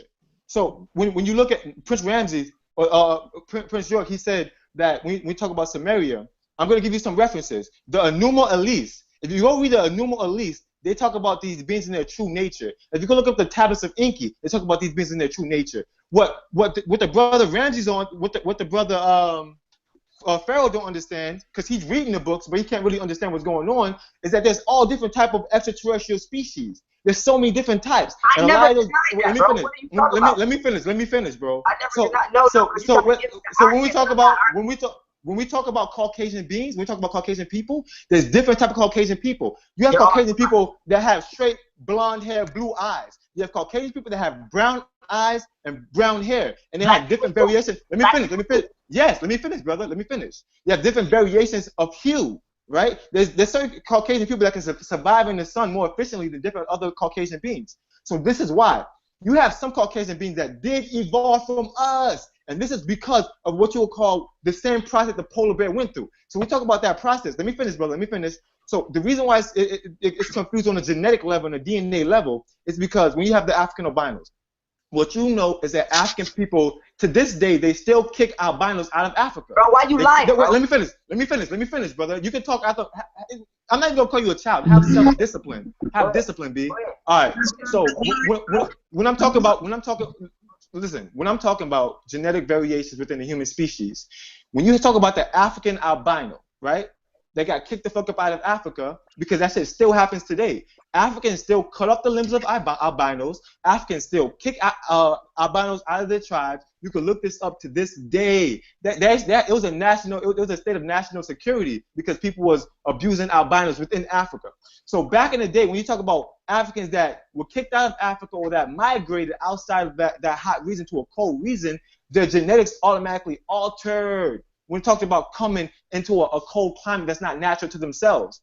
Now, and we have different type of Caucasian people. When you look at the Dravidians, when you look at the black people with straight hair, those are called Dravidians. Those are not Negroids. When we talk about in the Bible, when they talk about the Canaanites, you talk about albino Dravidian. That albino Dravidian was the people that Palladians came down and mixed with because it was the closest to their genetics, because it was closest to sixth ether. When you look at Dravidians' hair, you see a lot of Dravidians or Indians with straight hair and a small nose and thin lips. You can still see that to this day. So we talk about the Dravidian albino that mixed with different types of extraterrestrials, then you get a different type of human being or a different type of Caucasian. So as you can see, just like the polar bear, when it transferred to a different climate, something sparked within the embryo of that child or that child polar bear to create a polar bear. This is actual science. So it's the actual fact that there's different type of Caucasians. There's a fact that there's different type of black people. So when you're really talking about what you don't understand. You're making it you're talking about a general statement when you're saying Caucasian. Wait, brother. You're making general statements, and I'm gonna give you an example. If you have a black woman right now, let me finish. If you have a black woman that has sex with a black man right now, right? They're gonna create an albino or mulatto. From that mulatto, if that mulatto dates another white woman, right? He can create a full Caucasian child, right? That Caucasian child can still have a pineal gland that's actually void and unactivated, but he still have blacks within his genetics. What I'm showing you is that throughout history, black people migrated and changed over time, and then mixed with different. Let me finish. All right. For example, when we talk about your Khazars or your Nazcazians, we look at your Ashkenazians. When you have your Jew or you have your blonde hair, blue eye. Your blonde hair, blue eye was the Caucasian men that mixed with the Palladian beings that came down to this planet. Those are what you would call albino Dravidians, right? You can look that up. I can show you examples. Actually, Pharaoh, go watch my lecture, God Unmasked, on Black News 102 and check that out. I'll give a perfect breakdown of that. And now, when you go to a different type of Caucasian man with the melanated hair, with the brown hair and the blue eyes, that Caucasian male is still related to the human species. That's what you call humankind. That's a kind of a man because he still have our genetics through migration. You understand what I'm saying? All right, so now I'm gonna touch one more time. One more. Huhi Kaa. Now, Sarnetta, I promise I'm gonna be quick. Listen to this. I want to. All right, hold on. Hold on, Sal. Why it's on my mind? It's gonna be quick. I asked them, did y'all get y'all greens today? I'm about to get mine. Hell yeah. Family. Go ahead, Pharaoh. Get it in. Now you said gotta get the greens. And you try to use albinism as an excuse for the manifestation of the Caucasian. Then you had the audacity. You don't listen. Then you had the audacity to tell me I read and don't understand. Now listen here. Let me break something down to you. Even in nature with albinism, you know what you forgot to mention because you're not a real geneticist and you don't know what you're talking about? The DNA structure and the skeletal structure of the being never changes. So when an African gives birth to an African albino, guess what? The African albino is still 100% human. The Caucasian itself is not 100% human. It's 94% Neanderthal. So even with the polar bear, listen, no, you're wrong. The polar bear is still 100% polar bear. When a python has a yellow and white albino python, it's still 100% python. It's not 96% python and 4% bird. So how the hell did the damn African become 96% human and 4% Neanderthal? See, you keep telling you doing what Christians do. This is what happened, but you're not saying how. I'm telling you that even when you have an albino, the albino is still 100% the origin of its species. The Caucasian is two different species. The only way DNA can be merged is gene splicing, just like pit bulls. Pit bulls are not natural animals. Pigs are not natural animals. So when you understand the origin of how DNA manifests itself, you would understand that there's no way right now, if me and a woman, if me and a pause, if me and a no, hold on, let me go. I'll let y'all go. If me and a woman right now have an albino child, and this albino child migrates to Alaska, it's not going to come back missing 4% of his human substance and integrate with the Neanderthal. Why? Because monkeys don't live in the goddamn cold. So how did you get monkey DNA? Unless it was fucking the Sasquatch, but Dr. York probably got that in one of his books or something. It was fucking Sasquatch. So with that being said, you don't know what you're talking about, bro, and you freestyling, and y'all always trying to throw slick insults because y'all can't intellectually understand what you think you do. Now let me get on your second point. You said that whatchamacallit, that extraterrestrials and Pleiadians did all of this shit, and they came down, and white aliens fused with white people. First of all, white people are only 6,000 years old. So now what I need for you to do is tell me how old is the Pleiadian race? Who created the Pleiadian race? Where on planet Earth did they come down and help create the Caucasian race? Where was Africans during all of this time? And I need you to show me what is the difference between the genetic structure of a Pleiadian and what is the difference between the genetic structure of a Caucasian. I want to know the blood type of a Pleiadian. I want to know how many haplogroup comparisons between a Pleiadian and us do we have. I want to know, does the Pleiadian have 4% Neanderthal? Because if it doesn't, then you still got to explain to me how the white man got it. And I need for you to explain to me where the Pleiadians live and why would the galaxy create a non-melanated being to rule over its first people. So with that being said, you are just like these religious sectors that you claim to go against. You tell people to believe in things that you yourself cannot prove. Only thing you do is continue to reference somebody who said it before. Let me respond. No, I'll let you go. Let me have some discipline, bro, like you said. No, cool. The only thing that you do is you tell people to listen to somebody that you chose to listen to. But you yourself still have not answered none of my questions. And I don't know why y'all keep trying to deflect and bring up extraterrestrials like I ever denied the existence of extraterrestrials. I never did. I understand there are beings out there. Only thing I'm saying about y'all is, at first, I was destroying the linguistic roots of the wu-nuwaupu, so as Prince tried to present it. And for two, now with you, I'm telling you that I just want you to show me what caused the Caucasian to look, the albino, which was 100% African, void of melanin within the epidermis layer of his skin, but yet had functioning pineal glands in the third ventricle and a neuromelanin nerve tract. What happened to this African albino that caused it to have a calcified pineal gland, an empty third ventricle of the brain, a non-functioning neuromelanin nerve tract?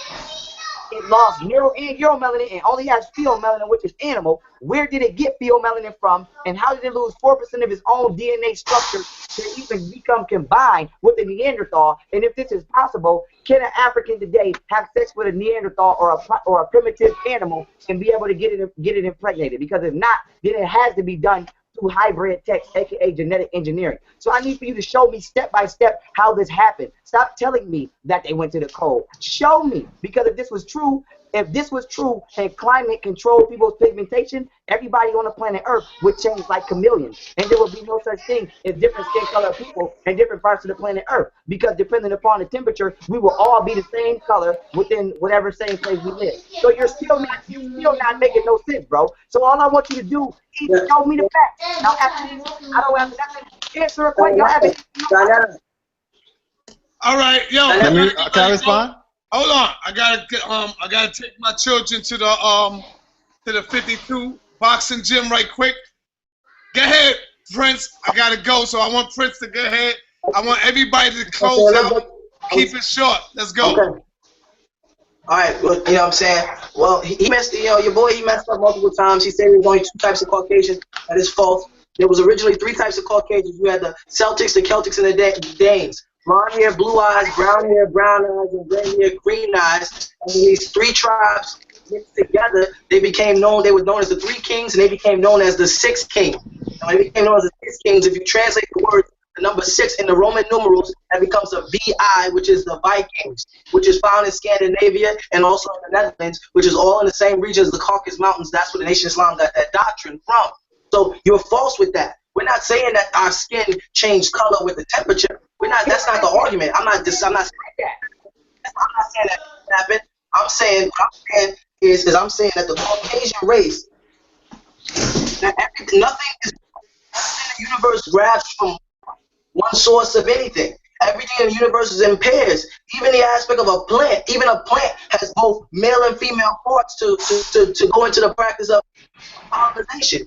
So what you're saying is not, I mean, you sound like you're trying to sound profound, and I respect you because you're a young brother and you're on your square. But the things you're saying, bro, they're not actual facts. Most of it is an opinion, and you're pushing it as a fact. All right, hold on, Prince, because the time running down. Real quick, I'm sorry, brother. Hold on. Prince, is there anybody that you would like to have a discussion with, a face-off with, live in front of the people? Is there anybody in the community? At this point, no. At this point, I'm not interested in facing off with anybody. At this point, I'm just interested in love and unity. I want to build. I would love to build with my brother Polite. I would love to build with Minister Louis Farrakhan. I love building with my young brother, young Pharaoh, Sadie, all of them. I want to build with y'all, and I want to see what we can do together to build this nation. Let's debate in our own house. Prince York is at the Prince York on Instagram, on Twitter at Prince York _, and shout out to my new YouTube channel, the Prince York. I'm out. All right, Huhi Kaa. Is there anybody, Huhi Kaa, in the community, if you had the opportunity to have a face-off with live in front of the people, who may that be, brother? All right. The reason why this is important, this person I'm going to call, I usually wouldn't call him because he's not intellectually there, but it's really important because when you talk about the Bible really needs to be deciphered properly when it comes to all the extraterrestrial influence of this Bible that reference in history. And Tazariak, definitely. Only because I come from that background, right? And Tazariak, he don't want it with me because he's afraid because I know the Bible. Not only do I know the Bible, I know it in Hebrew. God, so hold up, Huhi Kaa. You got more heart than Prince, man. God damn. You said Tazariak? Yeah, this is why. This is why. This is the only reason why. You got more heart than your man Prince. I could easily be like, yo, young Pharaoh, because the shit he's spitting is wild, even though I got respect for the brother. But I think it's really important to with this religious shit, the belief, we need to show them what's really going on in this book.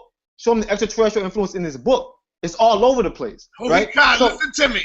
Listen to me. I love you, brother. I wouldn't even do that to you. Trust me. I wouldn't do that to you with Captain Tazariak. I would rather you stay in your lane with the youth. I would not. Don't say that. He ain't in my lane. I would not do that to you, brother. Trust me. You my man, Huhi Kaa. I'm not gonna do that to you. Trust me.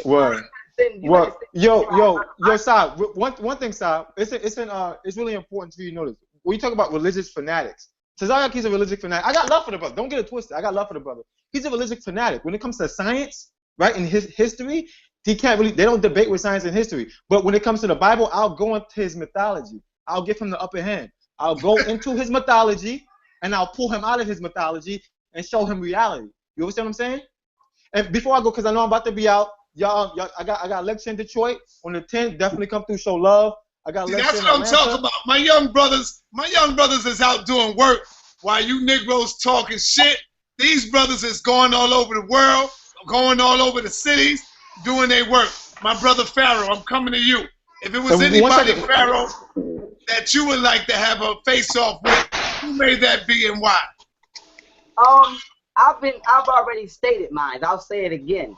If there's anybody who I want to have a face-off with, Unc ran on the evolution theory, so I'm not even going to say, I can't even keep calling him out. So I would have to say whoever professes to know the evolution theory, whoever you want to say, Polite, whoever else it deals with science at a high scholarly level and believes in the evolution theory. Matter of fact, I don't even want to say Polite. I got to make sure I think he believes in evolution theory. But right now, when we're dealing with knowing what you're talking about, and I don't want to make it seem like I'm shitting on Huhi Kaa, but they have not answered no questions that I've asked, and they have not presented no facts. So I would not want to debate somebody like that where I'm presenting my information. Now, Bia, this information is correct, but let's say even if it's wrong, you're not even presenting no information to refute it. So I would like to deal with somebody who's going to present information instead of arguing a belief. So when it comes to me, I got the facts, brother. I want to deal with. Hold on, brother. Hold on. I want to deal with the evolution theory. I want to put that to bed, and I want somebody who's strong, who's mentally strong, and has the mental capacity to deal with me intellectually. And if we're dealing with the Bible, I will body any Hebrew that you go get, body it. If you want to deal with the Quran or the Torah, body any Muslim or alleged Jew that you go get. And if you want to deal with the hold on, bro, let me go. I'm about to get up out of here. If you want to deal with the linguistic origins of the Nuwaupians, you can get Malachi York on the motherfucking freeway, and he will get the heat too. So with that being said, anybody who think they know what they talking about can come holler at me. Now with that being said, family, y'all know I love y'all. Peace. All my family who riding with me in the chat, get at me. Sandra Blair, my Facebook. Young Pharaoh, my other Facebook. The Black Woman is God is my third Facebook. My Twitter is Young Pharaoh, aka Pharaoh_Allah. YouTube, Pharaoh Allah, aka Young Pharaoh. This is Sinetta TV, bringing the information to you, and I'm getting ready to sign out. And if you's a heavy hitter, I'm a heavy pitcher. Let's motherfucking make it happen. Peace, Yo, brother. shout out to Sinetta. All right, come on, Huhi Kaa, give your promo. Give your promo. Yo, word, shout out. Yo, my Facebook, Jedediah Sherrod. My Instagram, Divine Essence 999. My YouTube, Huhi Kaa. Put in Huhi Kaa. All my videos gonna come up. All my lectures, everything. I just wanna give respect to Sinetta TV, man. Shout out to the God. Don't say Dr. York's name like that in that any reference. All right, brother. You feel me? All right, brother. You feel me? Go. Much love. All right, yo, we out. No, Pharaoh. No, we out. We out, brother. Come on, Prince York. You got anything, Prince York? I gotta say something. I feel that the brother, I feel like the young brother, young Phil, I feel like he's the future. He's very, very intelligent, but he deals with a lot of I can't really hear you, Pharaoh. I can't hear you. I mean, damn. I've shown multiple forms of validity in what I'm talking. I've shown multiple forms of validity in what I've been talking about. You already know I got love and respect for Sinetta, love and respect for Pharaoh, love and respect for all the leaders. He has to learn, but he has to learn to respect his elders. And we all know, any answer, Sinetta know himself, that young Pharaoh better be joking. I respect my elders. If my phone, hold on, Sinetta, if my phone was out right now, and he said, you know what, Sinetta, let me see what these young brothers got. Pharaoh can't hang with Pharaoh don't even know the language. He called himself Pharaoh. He's English Pharaoh. So it's all right. It's all right. Yo, let him close out. All right. So my closeout is he didn't even know the origin of the word Nibiru. He didn't know the origin of the word Anunnaki, so he don't know languages. So Hebrews, go get him because he don't speak Hebrew. But beyond that, shout out to Prince. Shout out to Huhi Kaa, Nuwaupu Nation world over. Shout out to everybody, man. But what we're doing right now is we're unifying. Prince, I'm coming back with you, Prince, and I'm coming back with Captain Tazariak on the air. Is that good? I ain't got time for that. We did that already. I ain't got time for that. Come on, Prince. Stop it, man. Stop, Prince. I ain't got time for that, man. Stop running. Prince, stop running. I'm coming back. Tell Captain Tazariak. Tell Captain Tazariak. Answer 360 questions as Hebrew Israelites, and he will get anything he wants from me. All right, so I'm gonna bring him on. I'm gonna bring Captain Tazariak on with you, and you're gonna ask him all those questions, brother. Is that cool? I'm not doing that. Huhi Kaa can take him. I'm not doing that. I got business. So check it. Any nation that's willing to unify and work together, we're working on this nation. We're rebuilding our land. Bigger, better. We're rebuilding our nation. Bigger, better. I don't give a damn what flag you hold. I don't care how high your fist is in the air, even if it's your middle finger. Black Lives Matter. The Nuwaupian Nation loves you. Moors, Nuwaupian Nation loves you. Hebrew Israelite, we love you. Come together. Whether you black, Hebrew, Moor, melanated beings, come together. It is time. It's our time now. Now or never. Tour in Detroit at the Shrine of Black Madonna, August 27th. I'm going to Kenya. I'm going to UK. I'm going everywhere, as my father has always done. And we're going to keep the love and unity pushing, because this argument stuff is not what it is to me no more. You know what I'm saying? I let the young brothers do that. You know what I'm saying? People get, whatever. But let's get it, man. That's what it's all about. All right, y'all. Peace and Black Power family. I love all my three brothers right here. Y'all did a good job. I appreciate it. The people respect it. And peace and Black Power to all three of y'all. Peace. Peace. All right.